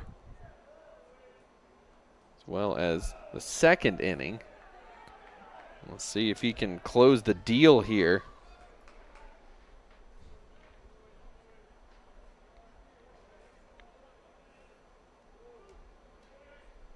And get out of this with a 1-2-3 inning and get the Weevils back at the plate. And low and inside, 3-1 now the count on Holt, the 9-hole hitter.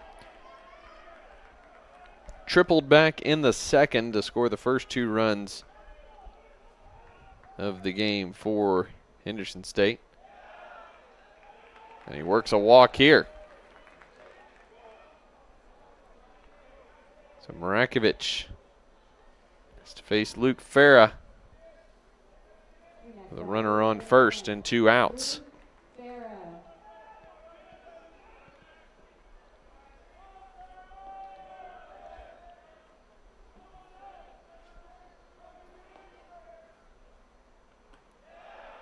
First pitch in there right at the knees for strike number 1 to Farah.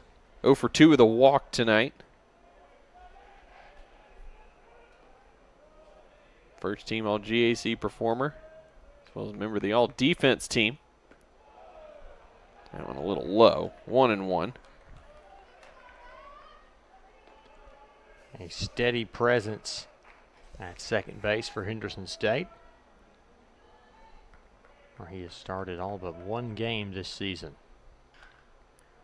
Chops that one to the third baseman. Santoyo up and firing, and guns him down at first base for the 3rd out of the inning.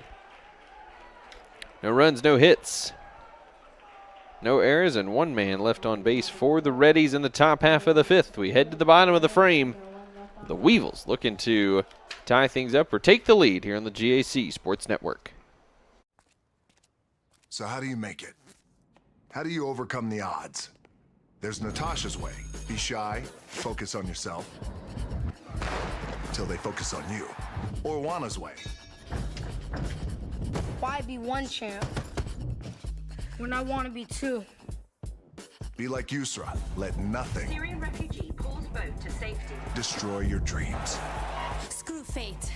Or maybe you beat doubt one step at a time, like Johnny. What about Zoe? Never satisfied. Not with trophies or stunts. Then there's Dennis. Work with what you got to get what you don't.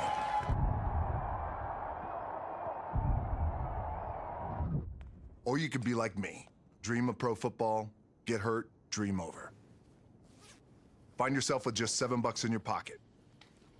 So how did I get here? By being the hardest worker in the room. How are you gonna get here?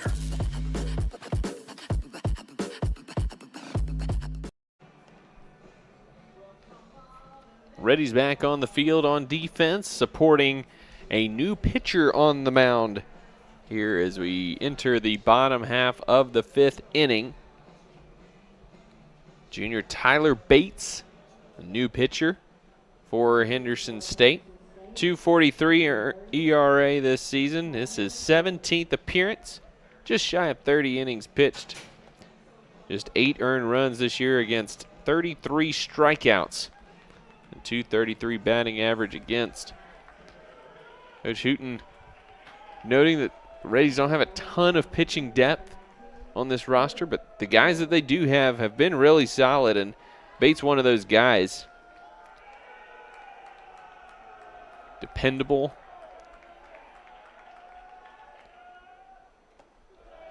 And deals a first pitch strike. There to Kirk Wolf, the left fielder. And Blake, you might correct me. I believe this is the first lefty we've seen on the mound all day. You are correct from my recollection. We've not seen a lot of pitchers, but the ones that came out of the bullpen were all right-handed. I feel like that's kind of amazing. We went through 4 games.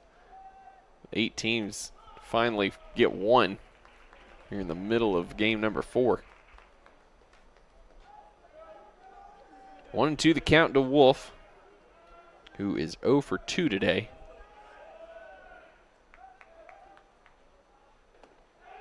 And looks at that one on the inside part of the plate. Called strike 3 for Bates as he enters the game emphatically. Not a much better way you can come into the game as a relief pitcher with a 1-run lead than catch a guy looking right here. And that ball is just perfectly placed. Just got a seam on the inside corner. Chaz Poppy, also 0 for 2 today, slaps that one foul out of play down the right side.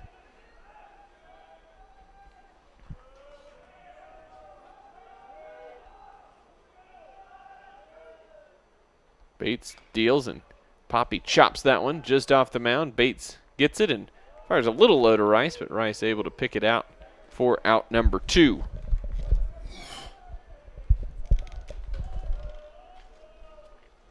So 2 batters, 2 outs for Tyler Bates, nursing a 1-run lead here in the bottom of the 5th inning.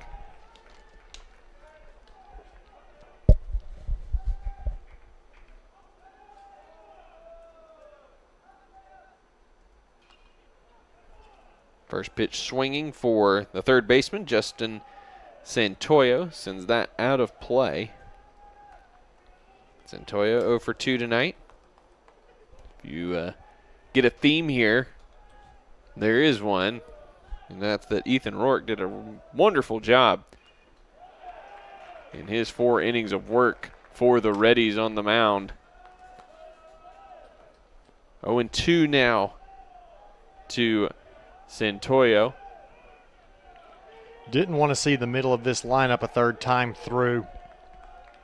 And nothing wrong with that. 4 innings of work. Really solid, and really solid for Bates here. The breaking ball gets Centoyo looking down on strikes, and just like that, 3 up and 3 down for Bates in the 5th.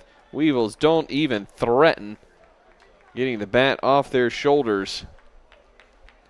And that is how the 5th inning ends. We head to the 6th here in Enid on the GAC Sports Network.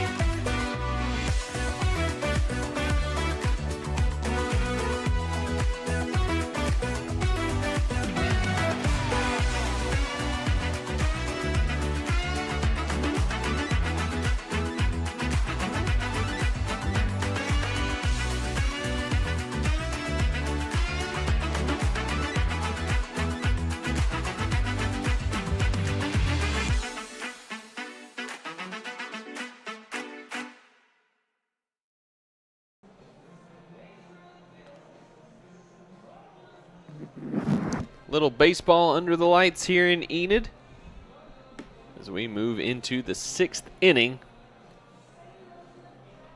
Maxim Rakovich remains on the mound for Arkansas-Monticello, who trails this one 4-3.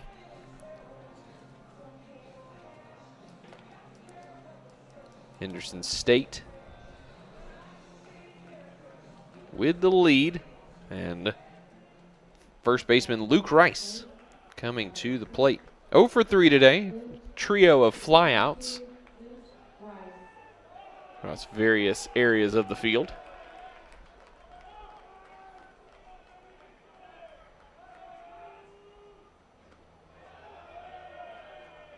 First pitch in there for a ball. A little bit off the plate. Rice, senior out of North Little Rock, Arkansas. And he smashes that one to center field. But the center fielder, Will Owens, right there, takes a few steps to his right and takes care of business for out number 1. It's the second fly out to center for Rice tonight. And the 4th fly out of the game. Here's Jeremy Shork. 1 for 2 with a walk. Stranded on third back in the 4th inning. First pitch swinging, and a line drive that Cancilla takes a step to his left and nabs before it goes down the line for extra bases. Just like that, 2 outs here from Rakovich. After giving up 2 in the 3rd, has really settled down a little bit, loaded the bases in the 4th, but came back with a strikeout of Trip Campbell to end this threat. Then worked around a 2-out walk in the 5th. Dylan Block, first pitch hacking, sends that one foul out of play. 1 for 2 and a hit by pitch in the 3rd where he came around to score.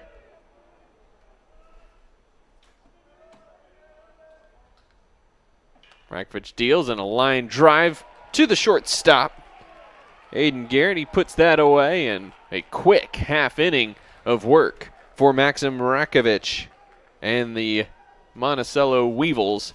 We head to the bottom of the frame. Weevils looking to even the count here, down 1 to Henderson State. Everyone tells you to think about the future, but there's power in the process. We value this moment because at ATU, every moment brings you one step closer to what comes next. You've got this. Right here, right where you are. Focus on the now. because our focus is on your success. Are you looking for a great school with affordable tuition? UA-Monticello is the best choice in Arkansas. We offer over 700 privately funded scholarships each semester, and 96% of first-year students receive financial aid. So there's no reason not to apply.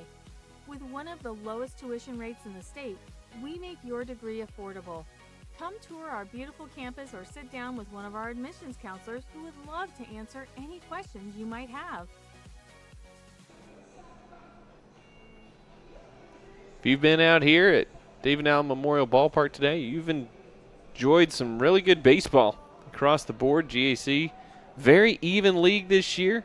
Those Monticello fans hoping their Weevils can flip the script a little bit here in the bottom of the sixth and claim a lead that they have not been able to grab yet this evening. The GAC quality league top to bottom this year. Really even teams, no one dominant group. That makes for some great postseason action as the designated hitter Camden Tanner steps in. Has reached twice and scored twice here this evening. And he first pitch hacking, rips a line drive to right field. That Trip Campbell comes in on the run and makes a nice catch for out number one. Had to charge it kind of late, but was able to take a relatively good path to the ball and gave himself a chance to make the catch, which he did. It's that good break on the ball by Campbell, able to get there without needing to leave his feet. Here's Elijah Nichols, who hit a 2-run homer back in the fourth to left center field. Looks at ball one on the first pitch.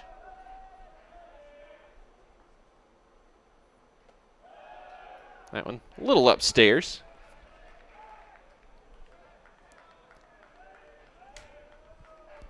One and one the count. Tyler Bates out there for his second inning of work after taking care of the Weevils 1-2-3 with two backwards Ks. He rings up another strike there to Nichols. 1-2 now, the count. He's coming in, and something that a relief pitcher does not do very often, and Bates working really quickly. He's on. He catches the ball back from short. He gets on the rubber, and he's ready to go again. Nichols flares that down the right field line. That's going to be foul off the Enid baseball locker room down there. 2-2 the count.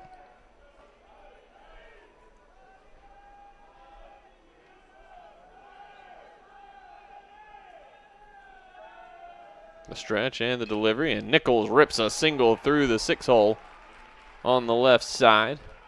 So back-to-back hits for Nichols in his plate appearances. And a runner aboard for the shortstop, Aiden Garrett.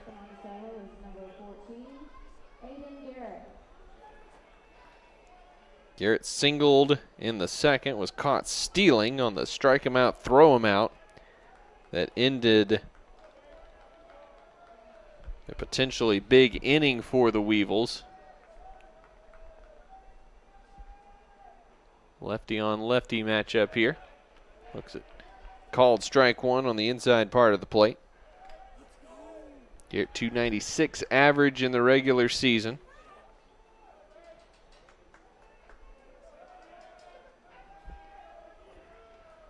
.44 strikeouts coming in, which was the most on the team. Looks at a ball there. 1-1.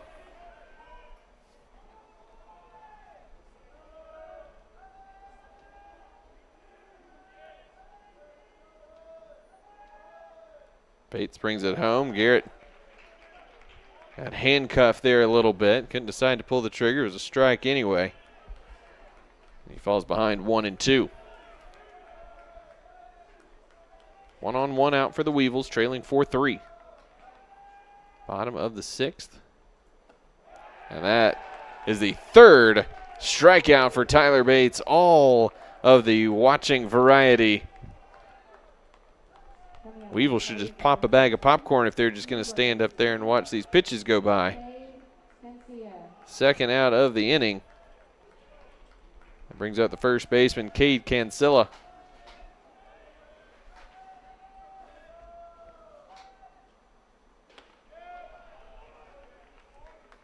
First pitch in there for strike one, and Blake Bates is doing exactly what you want your bullpen to do. Just come in and throw strikes. Absolutely, and he's done it on just 18 pitches, almost getting through his second full inning of work. That one fouled out of play behind the Reddies dugout. 0-2 the count, 2 outs. Nichols the man at first for the Weevils.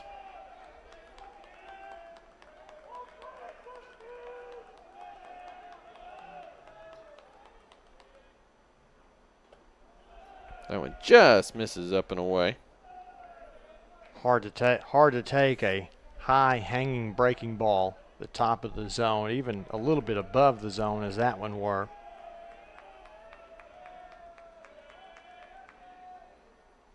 Bates deals, and he got another one. 4 strikeouts by way of looking for Tyler Bates through 2 innings of work as he works around a 1-out single from Elijah Nichols. To the 7th we go. 4-3 Reddies on the GAC Sports Network. At Southern Arkansas University, we believe success comes from grit, showing up every day, ready to face challenges head on. It takes determination, pushing beyond limits, learning, growing, and leading with purpose. And it takes perseverance, because every setback is just another step on the path forward. That's why we were nationally ranked the #1 best small public college in Arkansas by niche. Southern Arkansas University. Grit, determination, and the ride of a lifetime.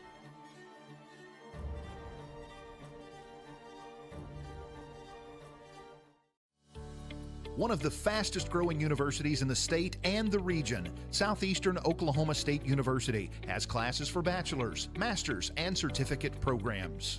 Over 45 degree programs are available with in-person, online, and hybrid options. With a legacy of excellence dating back to 1909, our dedicated faculty and staff are here to make your legacy a great one. Your future starts here at Texoma's University.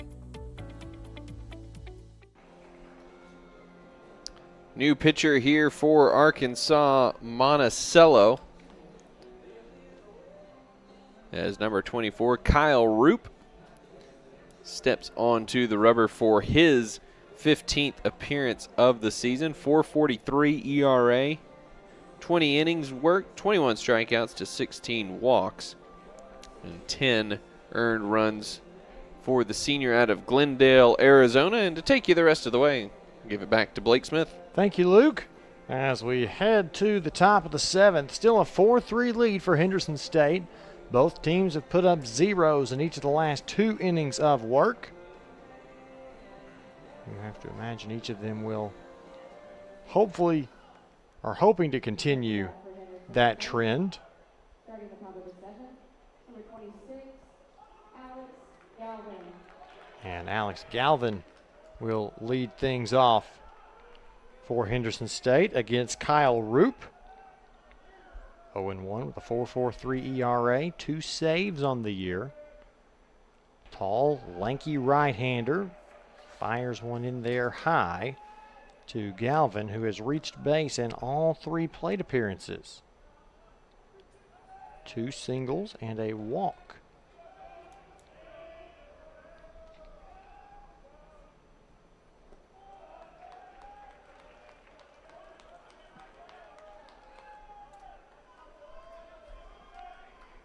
Quickly behind 2-0, and Galvin trying to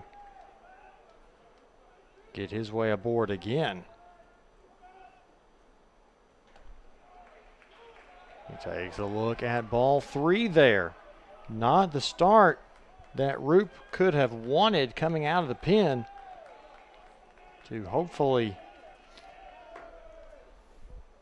keep Marakovich in relatively good shape. There's the auto take strike there to Galvin, 3-1.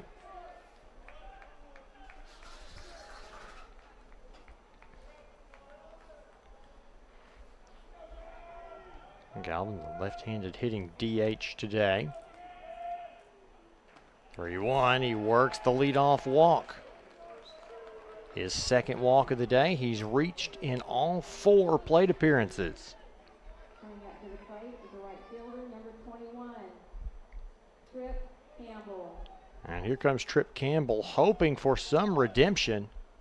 He has had a tough day at the plate today, going 0 for 3.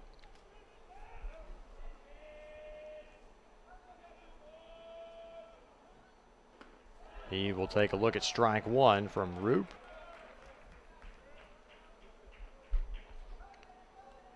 Roop allowing batters to hit just 190 with men aboard.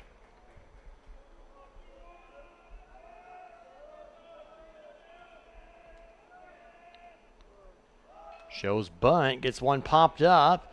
Roop will field it on a hop fire over to Cancilla at first for the sacrifice, and that's a good use of that sacrifice hit. You get the runner over. You feel like you've accomplished something. There's one away and a man in scoring position for Dylan Moore.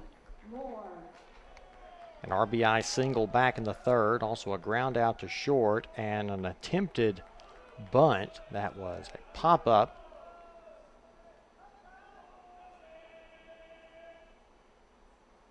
Don't think he's going to look to bunt here. He takes a look at ball 1 high.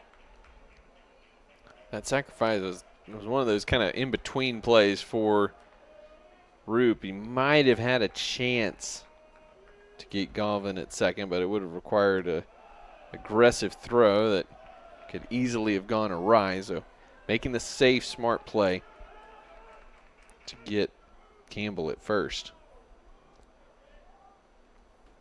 It's 2-0 to Moore. Galvin dancing around off second base, gets Roop distracted, more than enough to throw ball 3.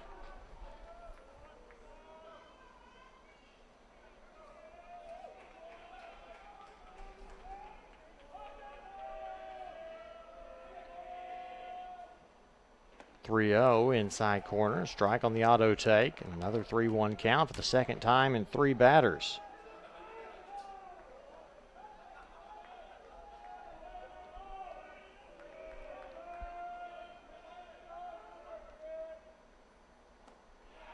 And another called strike there, 3-2. It's a good pitch. Moore got a little indecisive there on that fastball. Pokes that one off the end of the bat. Got a good piece of it for just poking it off the end and fouls it out of play.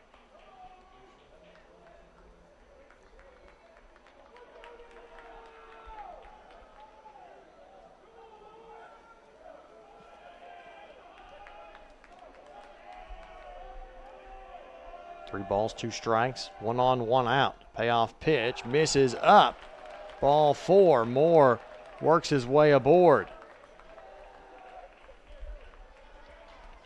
So a minute first and second with 1 out. There have been a few times today that Henderson State has had a man at first and second.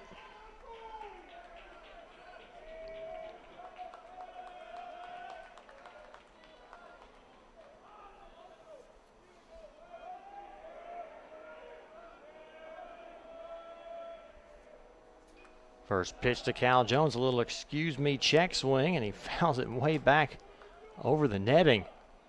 Not sure I've ever seen a check swing go that far.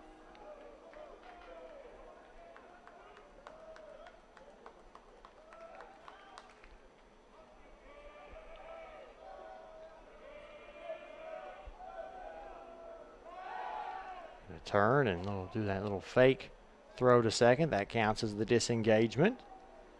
They can't do that again.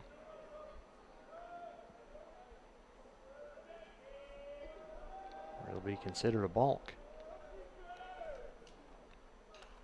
pitch. That one fouled back off behind as well. And it's 0-2 to Jones,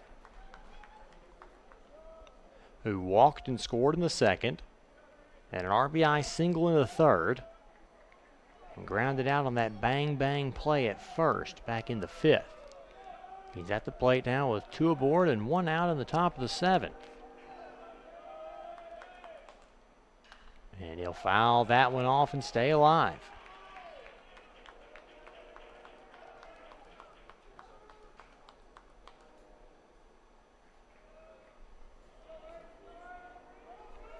He stays alive at 0-2.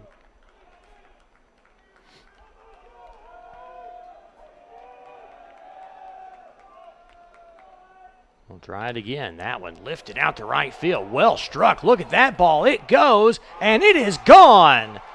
Cal Jones goes yard left field. Home run number 3 on the season for him, and Henderson State has opened it up, a 3-run shot. They now lead it 7-3. Man, what a blast from Cal Jones. In that right center field alley, just to the right of the 369 mark. The dugout knew it as soon as he hit it. Yep, well gone over the wall and into those right field bleachers. And Holt tries to jump on the next pitch, and he will just barely get thrown out. 4-3, and there's 2 away. Holt, just the fastest guy on the Henderson State roster, nearly beats out an infield a ground ball out to the second baseman. So there's 2 away. The Reddies have struck for 3 in the top of the 7th. First pitch to Luke Farah, misses inside, ball 1.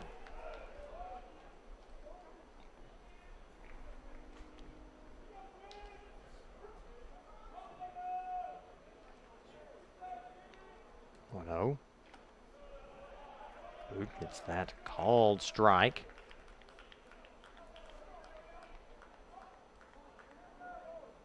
.6'4", 160 for those of you who are wondering how tall and lanky this right-hander for Monticello is, and that one fouled right off the mask of Nate Simmons.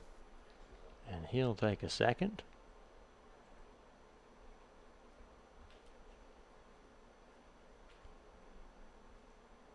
And everybody will start walking down the line. He gives the thumbs up. We'll take a look there. Knocked the mask right off his head. And that is why they wear the mask. 1-2 the count. Here in the top of the 7th. The 1-2 delivery, breaking ball misses outside. Evens count at 2-2. And those masks aren't cheap either. $60 just to replace the pads on the inside. I only know that because I had to get me a new set of pads. So that sounded like experience right there. Summer ball this year. That mask, a brand new mask like that one with good quality in the MLB, the Wilson brand, go about $300, believe it or not. But you pay for quality. That's right. 3-2 on the way. Farah swings, pops it up. It's actually going to be flown out shallow left field. Coming on his Wolf. Came on pretty darn fast to retire the Reddies in the 7th. It's stretch time in Enid for one last time today. Cal Jones, a 3-run home run, the lone hit of the inning for the Reddies. They lead it 7-3 as we go to the bottom of the 7th after this. We see you. Your incredible potential and willpower set you apart. You're first to take that leap of faith. First to get to work. First to solve the problem. No burden should be carried alone. We'll be there. Every step, day, challenge. First is your destiny. We get it because first is who we are. SNU sets the standard for innovative servant leadership. Students from every discipline are exposed to leadership opportunities where they can thrive. In more than 45 majors, students experience true integration of faith and learning, rising to be leaders in their field. SNU is the place for educators to take the next step and earn a master's or doctorate in education and leadership, with over 400 ed leadership graduates serving across Oklahoma. If you're starting as a freshman or earning a master's or doctorate, SNU is the place for you.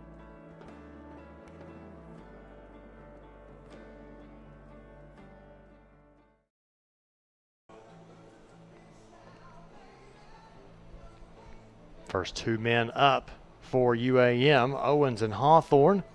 Stan trying to watch Tyler Bates, see if they can catch up to what he's been doing. Left-handed reliever is through 2 innings with just 1 hit, 4 strikeouts, and the 7 batters he's faced on just 21 pitches. If that's not efficiency, I don't know what is. Well, it's just been remarkable. 4 strikeouts, looking for Bates in his 6 outs. And again, like we were talking about between innings, not really sure what the Weevils are looking for here. He's gone primarily off speed. He has mixed his pitches effectively thus far. So here's Owens, who has singled and grounded out to first. First pitch high and tight, look out. Gets away from that one. And he'll take a second to regather his thoughts. Why did I choose to play this sport? And then he'll dig right back in. Breaking ball in there for a called strike 1. Kind of a slurve type movement there for Bates. Just based on, if nothing else, based on the arm angle he threw it at. Just spun it and let gravity take its course to get back even in the count 1-1. Ball misses pretty well outside. Nothing that Short can't handle, though.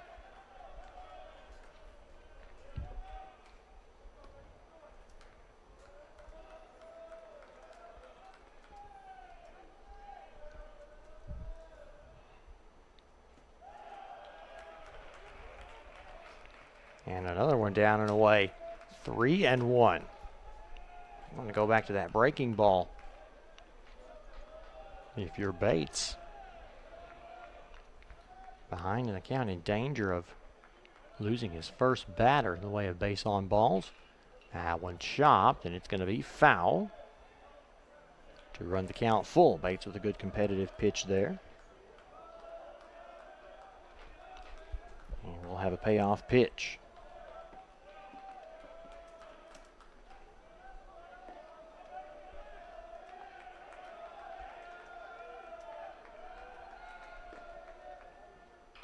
That one poked off the end of the bat, fielded by Block, fired across to Rice in time for out number 1. 5-3 on the putout for those of you keeping score at home.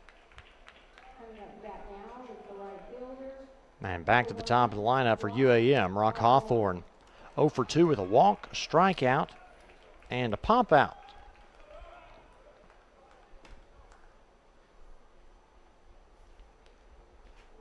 Wheels could really use his speed on the base paths. It just hasn't been able to get in position to do so. And his walk back in the third, Owens was already aboard, so really take advantage of that. First pitch looking, that ball high and inside, although it was a breaking ball, so Hawthorne didn't have to get out of the way like Owens did in the at-bat previous.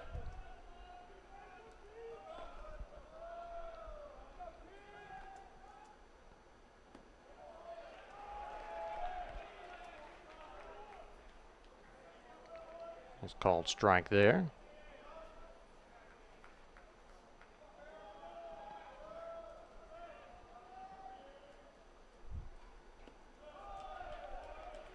Another one misses down and out. 2-1.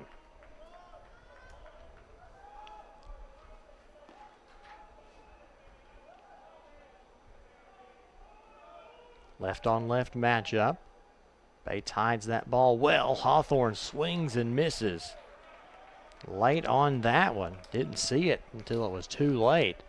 And it's quickly down to 2-2.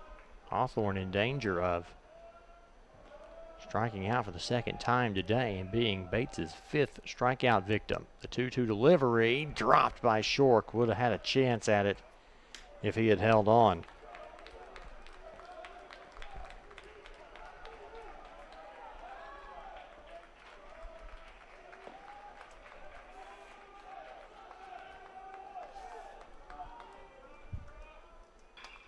Hawthorne lifts that one out to right field and in for a base hit.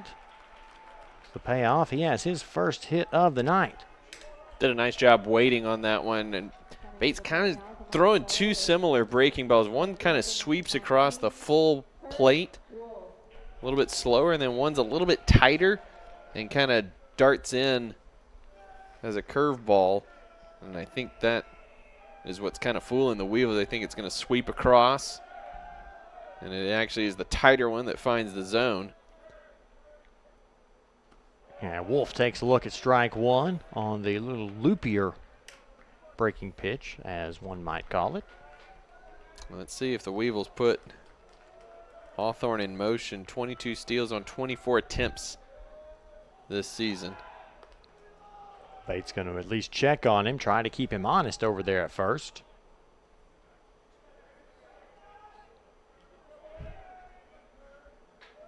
Reddies have picked off 7 runners this season. Good for 3rd in the league. Yeah, 1. Bates delivers. That one misses low, ball 1.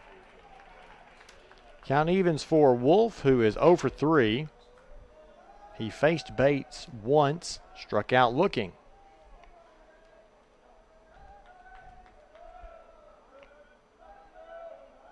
Takes Hawthorne. Going back to first, and Wolf grounds it to third. It hits off of block. He'll fire it across, and not in time. And we'll see how they score that one, as Wolf is aboard. Well, it would have been a perfect chance to pull a double play. And we'll take a look at it again, as Hawthorne had gone all the way back to the bag at first base. And Wolf beat it by about a step. And Hawthorne face planted in the turf because you just can't slide the same on this artificial surface. They'll call that an error on block. And so when he tried to slide face first, traction, friction, and momentum was stopped suddenly and just face planted right short of second base. Poppy pulls that one foul. Counts even 1-1.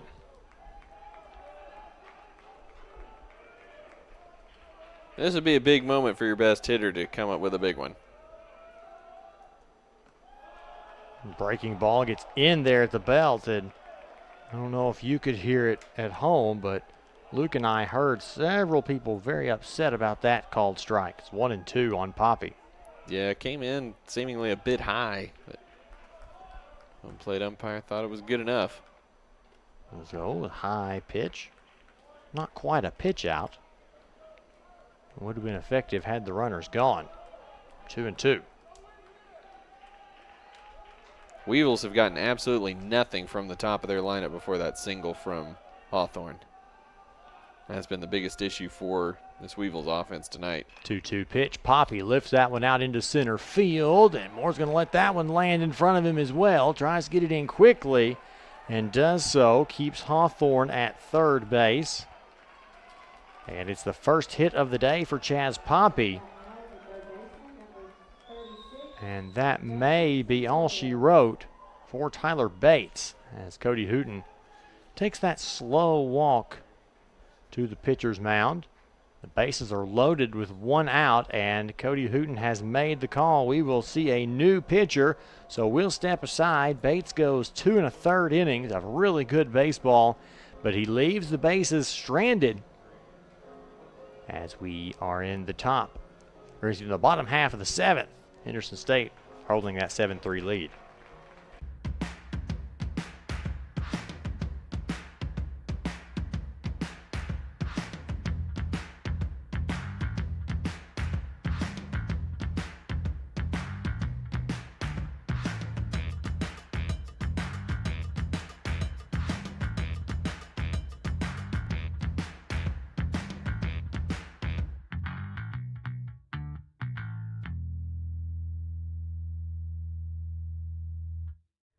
be a ranger?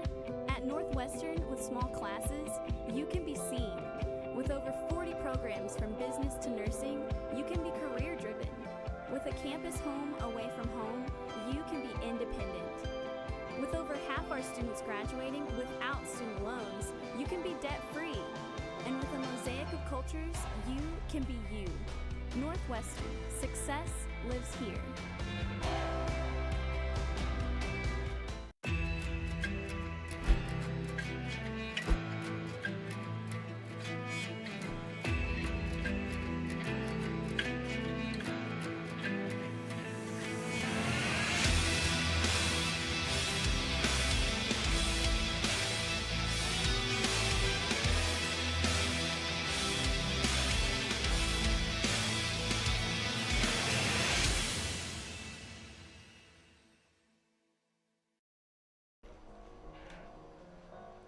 There you see the new Henderson State pitcher, Peyton Bird.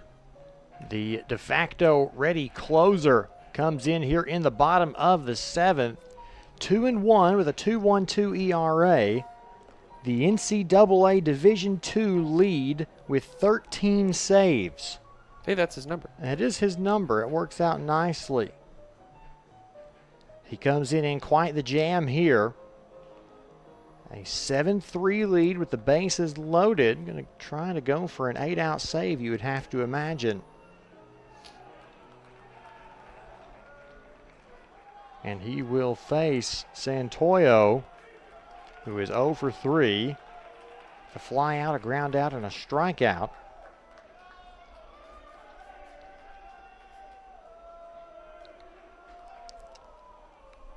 Hawthorne at third, Wolf at second, Poppy at first, Santoyo at the dish.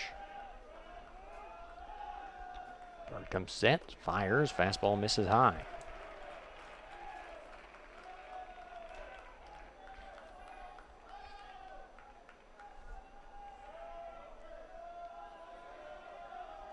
Runners hit at just 149 off of Peyton Bird. That one gets away from short, but he's able to square up and keep it in front. Baseball's such a fascinating game, Blake. One pitch, we could be tied, or one pitch, we could be in the 8th inning. Just like that. And it's not a... And there are several other things that could happen between those two outcomes. That one fouled back off the glove of Shork. Santoyo just getting just a little piece of that one.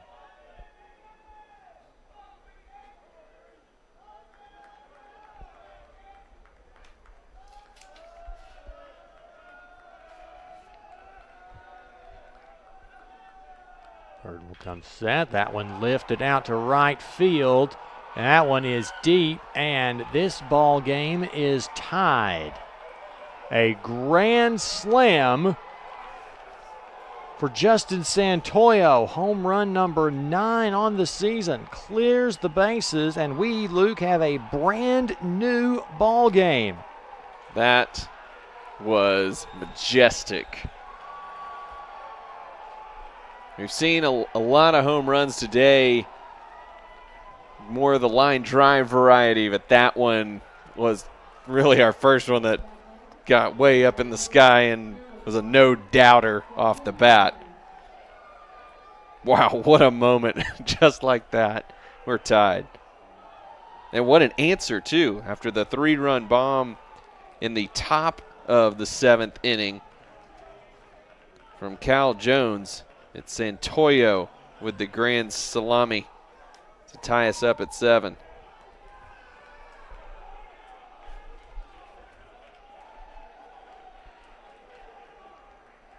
Oh, here's Tanner. First pitch he sees is low for ball 1. And you feel the momentum has just completely turned on its head. All the advantages seem to be going the way of the green and white.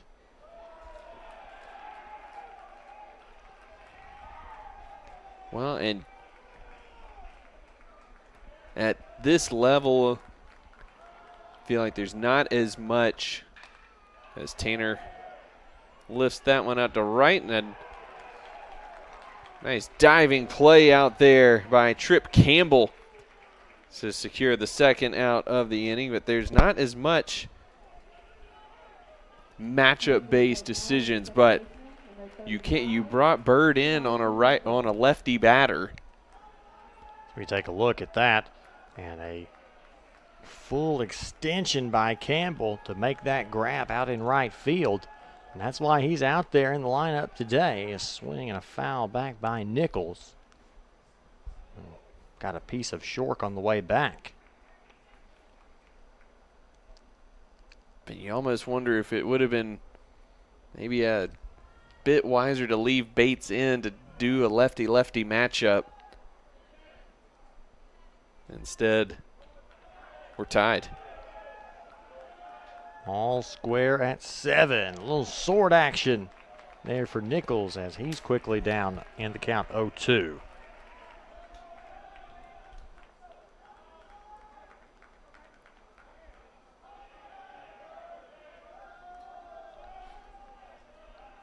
Bird kicks and deals. Swung on and missed, strike 3. Damage mitigated, but a little too late as we have a brand new ball game. It's Justin Santoya with one swing of the bat. Ties this one up at 7. We go to the 8th. Henderson State 7, UAM 7 on the GAC Sports Network. Hey, what you doing this for? Just out here for recreational purposes? No. Working, man. Mission today is to work hard until you can't go no more. It's always a team mission. Can't get nowhere without the team. It takes everybody. 1, 2, 3. Hey, you better be open. You better be open. Man, listen, It's only one attitude that you gotta bring. Let's go. That you need to bring. Work. I mean, we come down here every day to get better. It was easy, everybody to do it, man. We work out on the street, you feel me? We the best in the nation. We outwork, we outwork anybody. We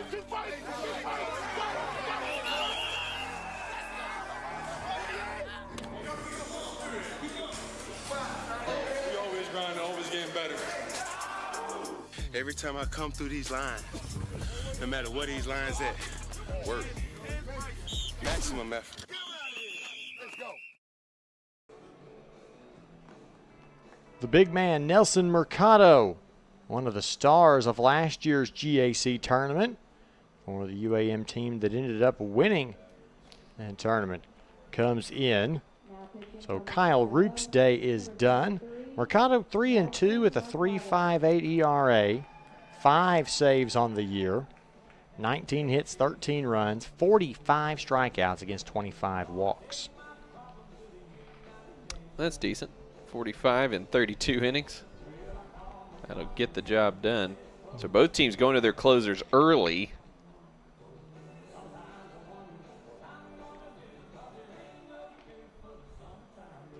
Blake, I feel like we've pegged these games pretty well so far today. And this one, the cherry on top of our prognostications. Punches back and forth, even game, higher scoring, but very even and punch, counter punch between these two squads. And now let's see if Henderson State can land a blow back. 2-3-4 here for the Reddies. Tied at 7 here in the top of the 8th as we are well past the top of the 10 o'clock hour. Our last game of the day, Rice swings the first pitch he sees and lifts one back foul and out of play. And for the Wheels, getting that grand slam to tie the score not only tied the score, but also got you down to your bottom third of your lineup in the 8th inning. So you for sure are going to see at least the top 3 one more time before this ball game's over. And Rice takes a look at that one right at the top of the zone. He's quickly behind 0-2. So no, not the best day Rice has had at the plate.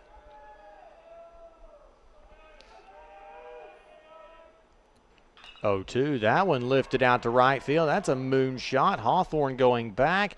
At the track, he'll make the catch. It's a couple steps shy of the wall to retire Rice. A loud and high out, number 1.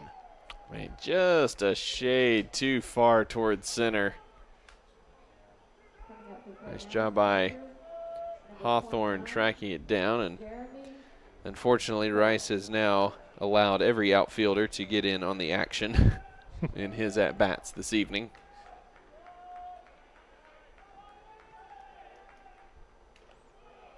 And Jeremy Short takes a look at ball one. Short with a single and a walk, a ground out and a line out. 2 for 4. And a big swing and a miss for the big fella. Both of those line out and ground out to the first baseman, Cancia.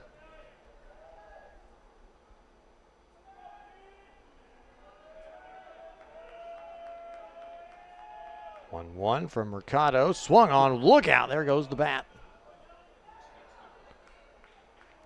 Well, I mentioned it looks cool for Short to not have gloves. Maybe he should have gloves after that one. 10 point. Probably getting a little bit of condensation on the ground. A little sweat, a little humidity. That bat goes flying down the first base line about 100 feet. Tells you how hard he's swinging the bat.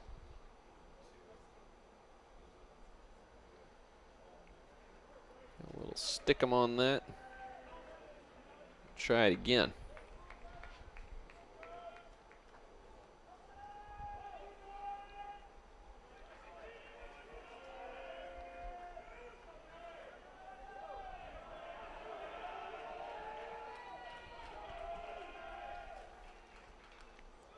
Fouls that one back to stay alive.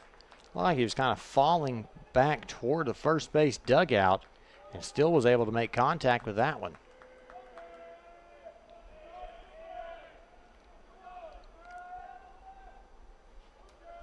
Short takes another chance. 1-2. Steps back in the box. What can he do with this new life? Takes ball 2. That's a pretty good thing to do.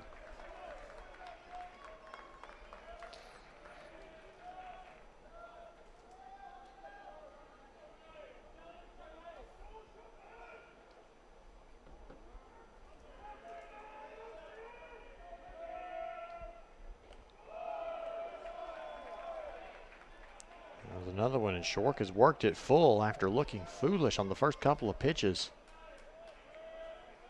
He's found his way into a hitter's count once again.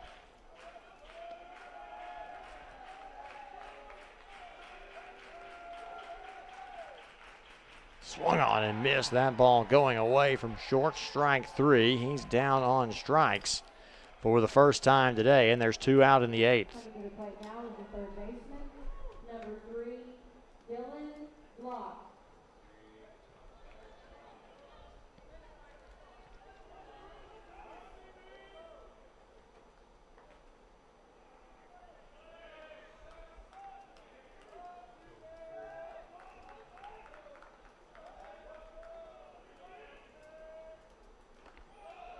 First one just up to Dylan Block, just above the belt. He's 1 for 3 today with a run scored. You know, ordinarily you'd say that this is the inning to do something if you're the Reddies, but for both squads tonight, most of the damage has been done by the bottom 4 or 5 batters in the lineup. I mean, for the Reddies, all but 1 run have been scored by 5 through 9. And before the grand slam by Santoyo in the 7th, the upper 4 of the Weevils lineup had done absolutely diddly squat.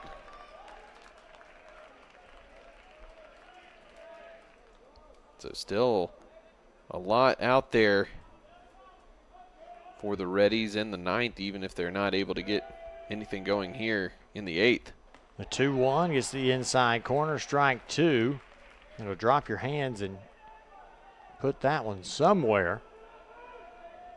But the way the UAM infield is playing, probably not going to get overly affected there. It seems like Garrett's playing over toward the third base bag a little bit. 2-2 the count. Mercado steps off.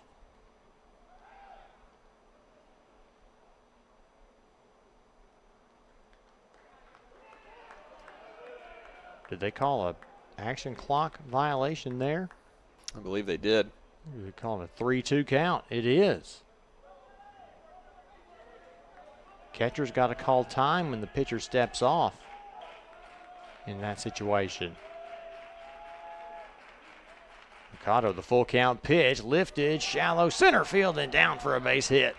Exactly where Garrett was not. If he's at his normal shortstop positioning, he might have a chance at that, but shaded so far to third base as he was, not a prayer to get there. Nice piece of hitting there by Block. A 2-out single for Block will bring Alex Galvin to the plate. Another left-hander to face the righty Mercado.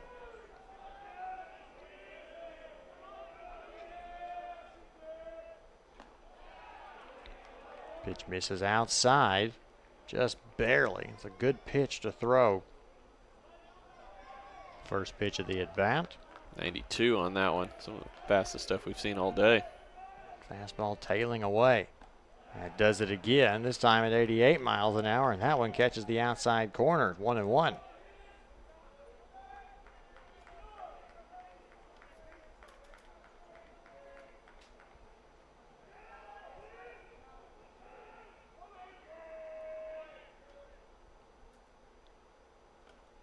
Swing, tipped that one into the glove, I believe. It's 1-2.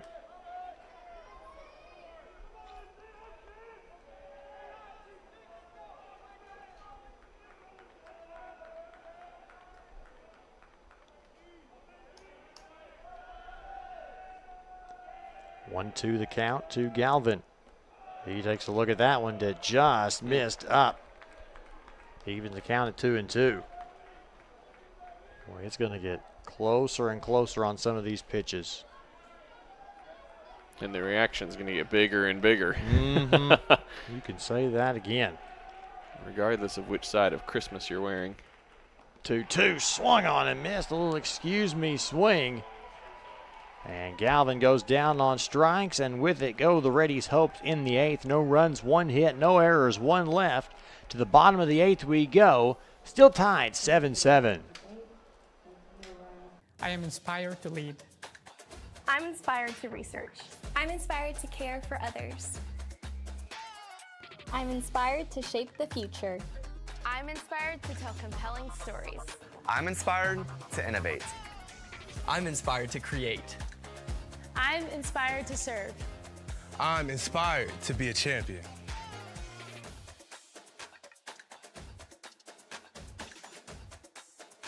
I'm inspired to change the world.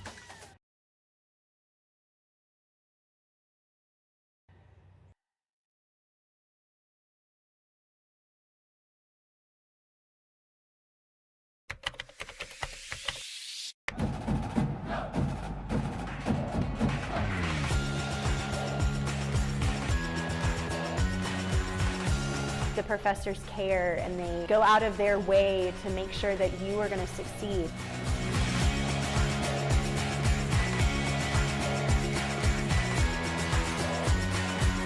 Hi, I'm Rolante. I'm a sophomore in Southeastern, and we help make this video.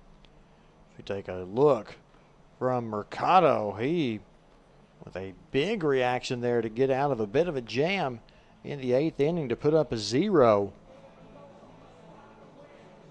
Peyton Bird, his counterpart, definitely saw that. And if he can get through this inning unscathed, you may see a very similar reaction. It's part of the pageantry and stuff you love about college baseball.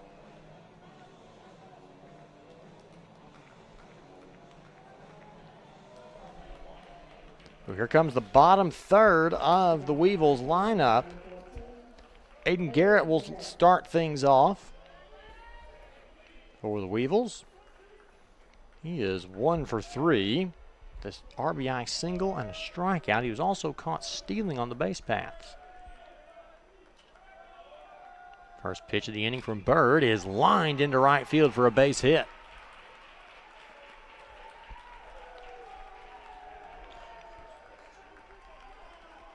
Now there's going to be some stirring going on in the Henderson State bullpen. Cancilla will step to the plate. The senior from Paragould, Arkansas. Three Rivers Community College prospect. Went just up the road to Poplar Bluff from his hometown. Paragould is in the Boot Hill, Missouri. Pushes that one foul. 0-1. Three Rivers, a big time Region 16 junior college. Baseball and softball and men's and women's basketball, all very competitive within that league. Cancilla shows bunt again, and he fouls it straight back. 0-2. Now he's got to change up his plan.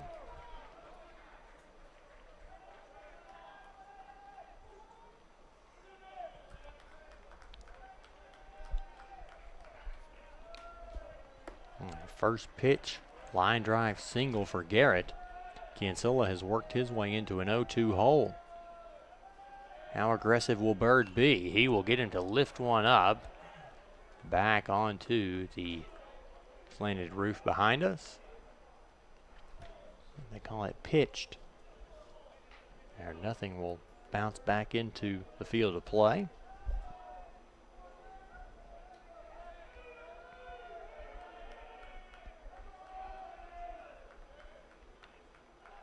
Bird will come set, and that long pause again.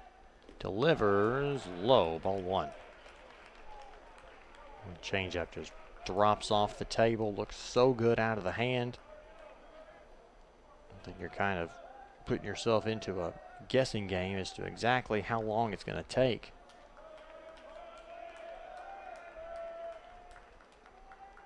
The 1-2 is grounded to short. Taylor May, Jones, Farah, Rice. 6-4-3, the double play, and just like that, there's two away. Huge there for Bird and this Reddy's defense. A lot of momentum on the Weevils side. Felt like that was continuing with the leadoff single, but the double play erases both runners and resets things here for Owens. Owens 1 for 3, single back in the third. He grounded out to Rice in the fourth and grounded out to Block in the seventh, and he takes a called strike one here in the bottom of the eighth.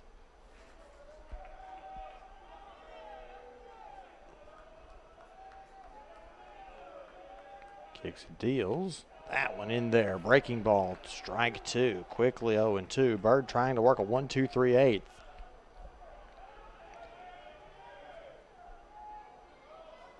After getting up that grand slam to Santoyo back in the seventh, a high fastball swung on and missed. Strike three. Owens was going for the moon there. And Bird takes a look at him as he goes on. No runs, one hit, no errors, nobody left. To the ninth inning we go. Still a lot left to be decided in this one. The back end of the bullpens going to help determine the outcome here on the GAC Sports Network. What does it mean to be a Ranger? It means smaller class sizes, so you're seen and heard. It means graduating debt-free, like over half of our students. It means getting help when you need it through financial aid and scholarships, like more than 80% of our students. To be a Ranger, you're rowdy with excitement. To be a Ranger, you care about your education. To be a Ranger, you saddle up to a challenge and ride to success. Rowdy lives here. Rangers live here. Northwestern. Success lives here. SWASU has been saying that the focus is you for 20 years. Now that I'm here, I know my voice matters. It's a true home away from home where the professors really do put the focus on me and my dreams. At SWASU, it feels like they are cheering me on with so many ways to get involved, like social clubs, sports, quality academics, and great people who care about your success. For real, the focus is on you. Open the door to your future at SWASU. Go Dogs! SWASU, the focus is you. Top half of inning number 9, still all tied up at 7. Both teams with 9 hits. And both teams have the back end of the bullpens up, and there will be a new hitter for the Reddies to lead off the 9th inning as Jackson Gregg will step in.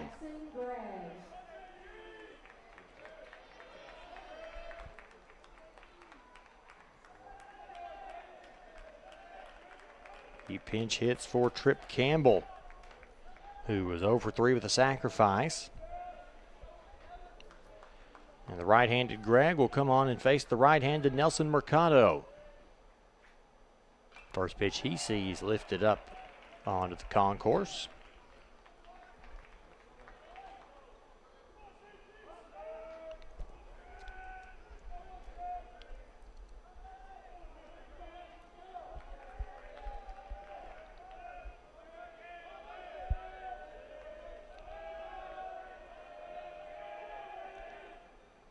A 1 on its way, lifted out to center field.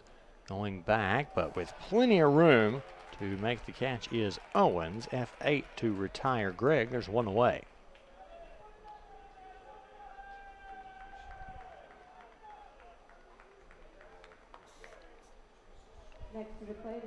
Well, now here's the part of the order that Mercado may have to worry about. The bottom third. As Nate Moore comes to the plate. A single, an RBI, a run scored. He takes a look at strike 1 from Mercado there at 89 miles an hour. He walked and scored back in the 7th. Scored as part of Jones's 3-run home run. That fastball misses high and outside. Ball 1. Mercado sometimes struggles placing that fastball when he puts a little extra oomph on it. Keep it in that high 80s to low 90s range. That one 90 misses inside. Quickly 2-1.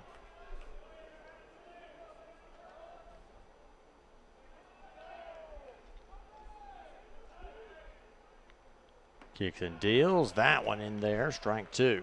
2 balls, 2 strikes on the ready center fielder.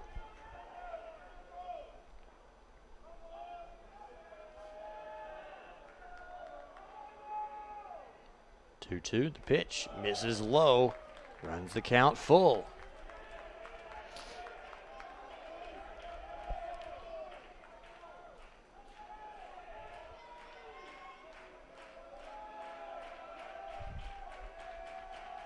The payoff pitch from Mercado, lifted out to right field. Hawthorne on his horse, it's over his head and will bounce high off that brick wall. It's a stand-up double for Nate Moore, and the Reddies are in business in the top of the 9th.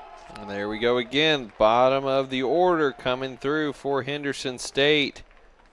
They've been nails all evening long, and Nate Moore in scoring position here with 1 out. Coming to the plate now is the shortstop, number 8. And here comes who was the Reddies hero, has a chance to be the Reddies hero again, Cal Jones. Last time you saw him, he put a 3-run home run over the action clock in right center field. He'll face Mercado for the first time. And he'll take a look at strike 1. Usually you see a lot of hitters take a pitch against a new pitcher to just kind of get themselves into the swing of things.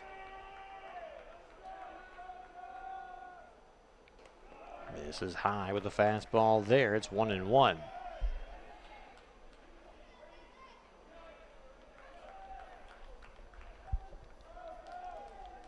So big for Moore to get that double and not just a base hit.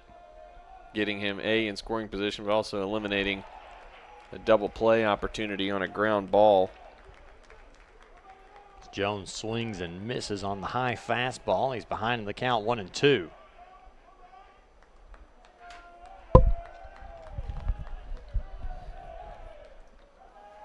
Jones, a left-hander, steps back into the box to face the big righty Mercado. The pitch is lifted left side, foul and out of play.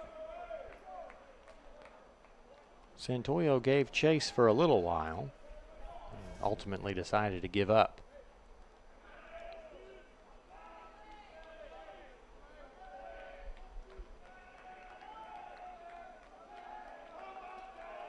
We'll have another 1-2 delivery here. Kicks and deals, lifts that one out of play as well. Stay alive.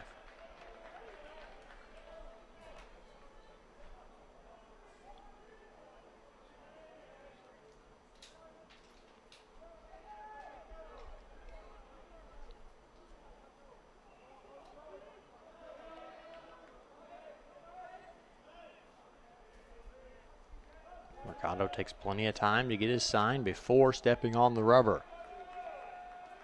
He comes set, checks on Moore at second base, delivers that one well above the zone, 2-2.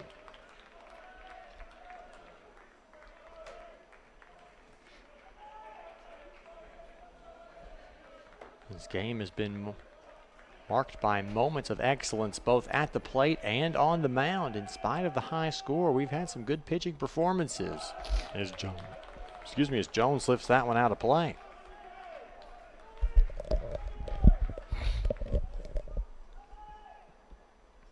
And we'll have another 2-2 pitch.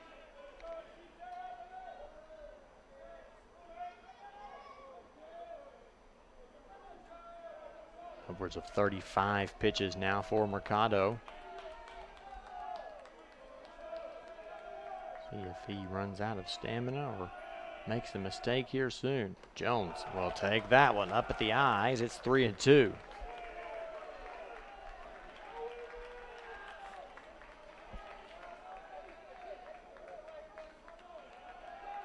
We'll get both best attempts from pitcher and hitter here.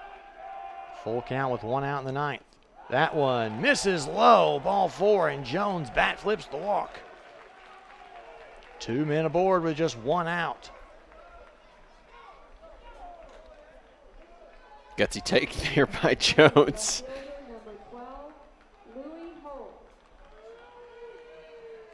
Now here's Louis Holt. He had the 2-run triple back in the second. But before that, they'll come out and visit with the big Canadian. Nobody up throwing in the Monticello bullpen. Nobody throwing in either bullpen. Both these teams have made their bed. Now they're going to lie in it.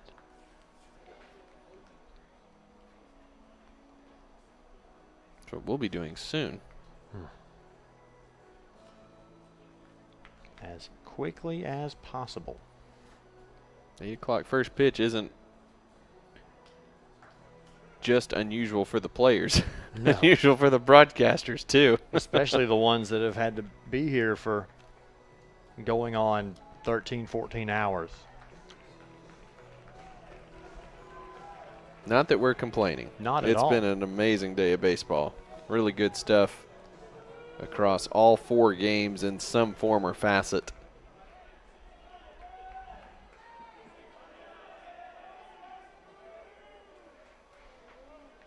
Double play back in the picture, though, here with the runner on first. I wouldn't be surprised to see Holt try to push a bunt down the third base line here, but he'll swing into center field. That one's down for a base hit. They're going to hold Moore up at third base, and now the bases are loaded with just 1 out, and Luke Farah comes to the plate hoping to make up for what has been an 0-for-4 day. Coming to the plate now is the second baseman, number 10, Luke Farah.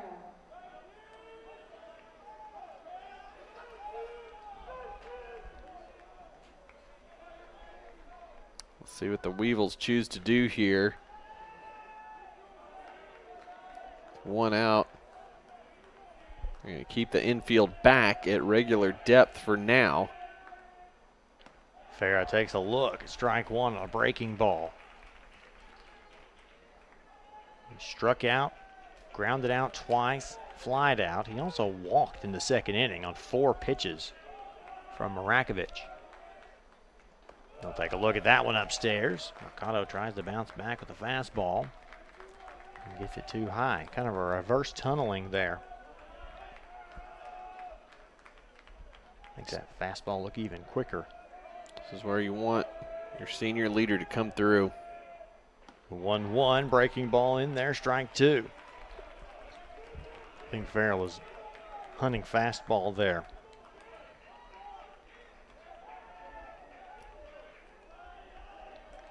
Now he's behind the count 1-2. Let's put something in play here. He'll swing, lift that one out to shallow right field. Moore going to try to tag and test the arm of Hawthorne.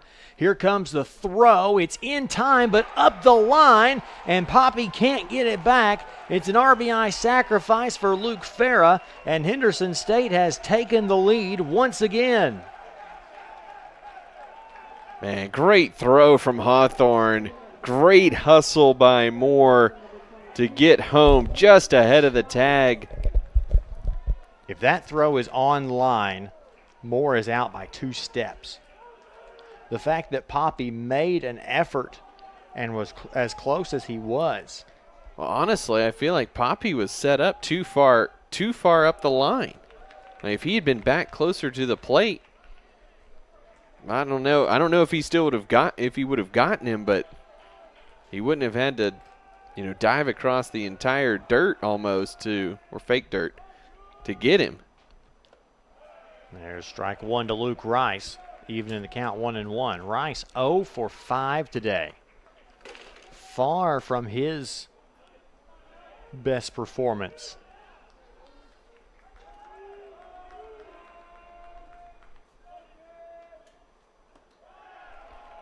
And another called strike in there. It's 1-2.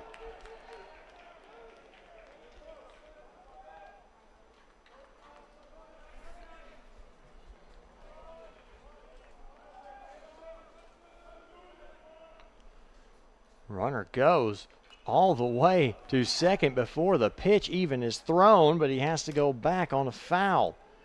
Holt took advantage of Mercado not even looking. Man, if you're Rice there, you feel like you just got to leave the bat on your shoulder if your guy's already at second base. If it's close, though, with 2 strikes, don't put it in Nate Simmons' hands.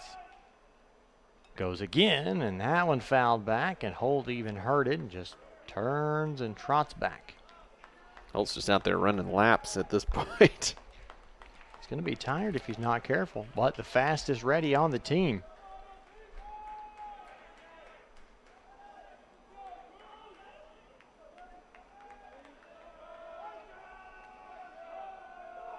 There goes Holt again. That one high, and a stolen base for Louis Holt puts 2 men in scoring position for Rice, who has now worked the count to 2-2. You feel like a guy like this is just due after a rough day. The pitch high and inside, ball 3.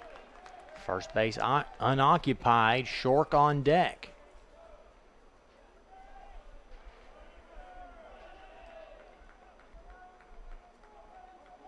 Rice taking his time, getting back into the box.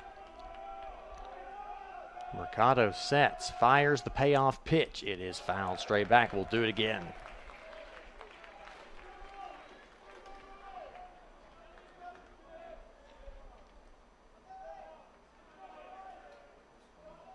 And Rice going to get a little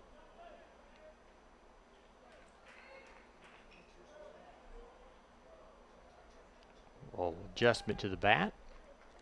He's taking some time to think about what he might see from Mercado.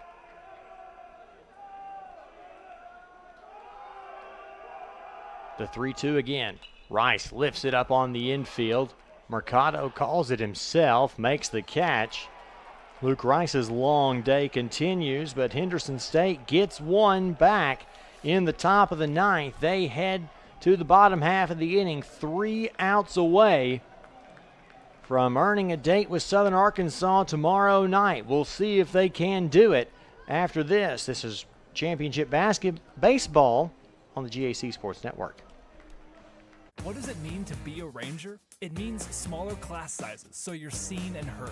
It means graduating debt-free like over half of our students. It means getting help when you need it through financial aid and scholarships like more than 80% of our students. To be a Ranger, you're rowdy with excitement. To be a Ranger, you care about your education.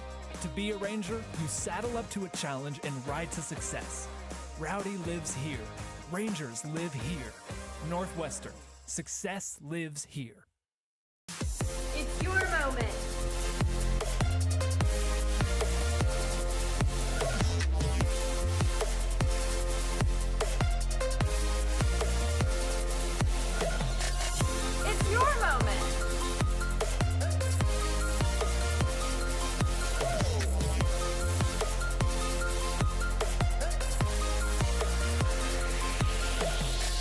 your moment. For Henderson State is number 25, Caleb Bryant. So Jackson Gregg, the pinch hitter from the last inning, is out of the game. He yields to Caleb Bryant. He'll come in and play right field. 1, 2, and 3 in the UAM lineup. Peyton Bird, not a save situation, but has a chance to earn the win for the Reddies. As close as a game can be without being tied. So here comes Rock Hawthorne to lead things off. He's 1 for 3. Single and a run scored. Also a strikeout and a pop out. Bird at 19 pitches coming into this at bat. He kicks and deals first pitch in there, strike one.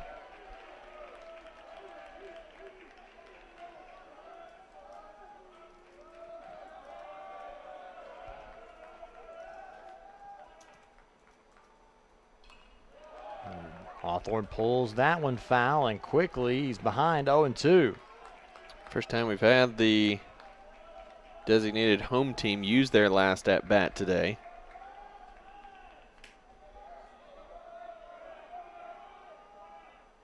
Only the second time a game has gone 9 innings, and a little excuse me, good morning, good afternoon, good night. Rock Hawthorne goes down, slams the bat in the the right-handed batter's box. So frustrated with himself after a 3-pitch strikeout in a 1-run game. That was not a good pitch to chase there by Hawthorne. Wasn't even particularly close.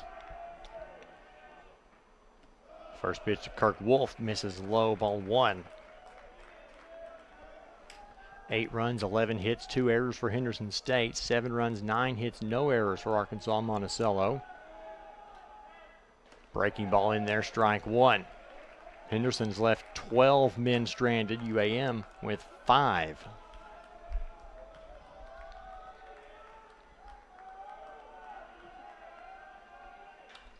That one lifted well in the air, well foul. Chasing it over to the line is Holt, and he slips on the dirt track. And he's all right, thank goodness, but was trying to reverse course, and he smiles and shoots a thumbs up to his fielders. Had a chance to make that play. I thought, Luke, that was going to go well out of play, but it ended up bouncing high off that track and into the left field. Yeah, if Holt hadn't slipped, he makes that play, and there's 2 outs. Another chance for Wolf. It's chopped to Jones. He fires across, and Henderson State is 1 out away from advancing on the winner's side. 6-3 on the putout. Chaz Poppy, the first team All-GAC catcher, the last hope for the Weevils.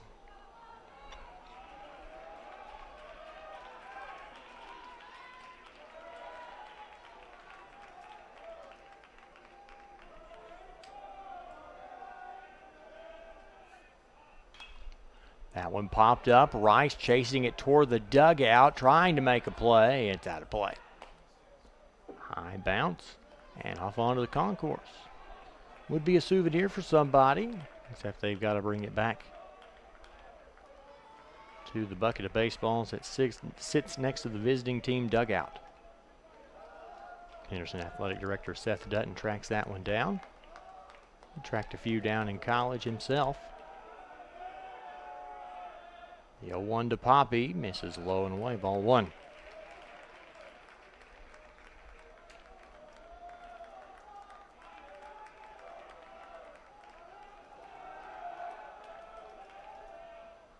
Swing and a miss. And Poppy's down to his last strike, and with him the hopes of the Weevils. Henderson fans starting to get on their feet. Bird from the windup, kicks, deals, bounces 1. Good block there by Short, 2-2.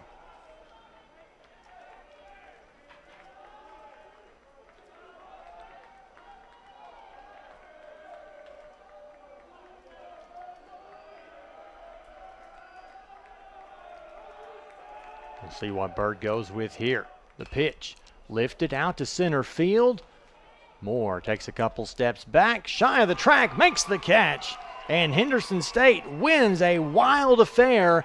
8-7 your final score, and the Reddies pump out of the dugout in a very excited fashion. They know they have put themselves in prime position to get out of that pod, defeating a good Arkansas-Monticello team. Again, 8-7 your final score.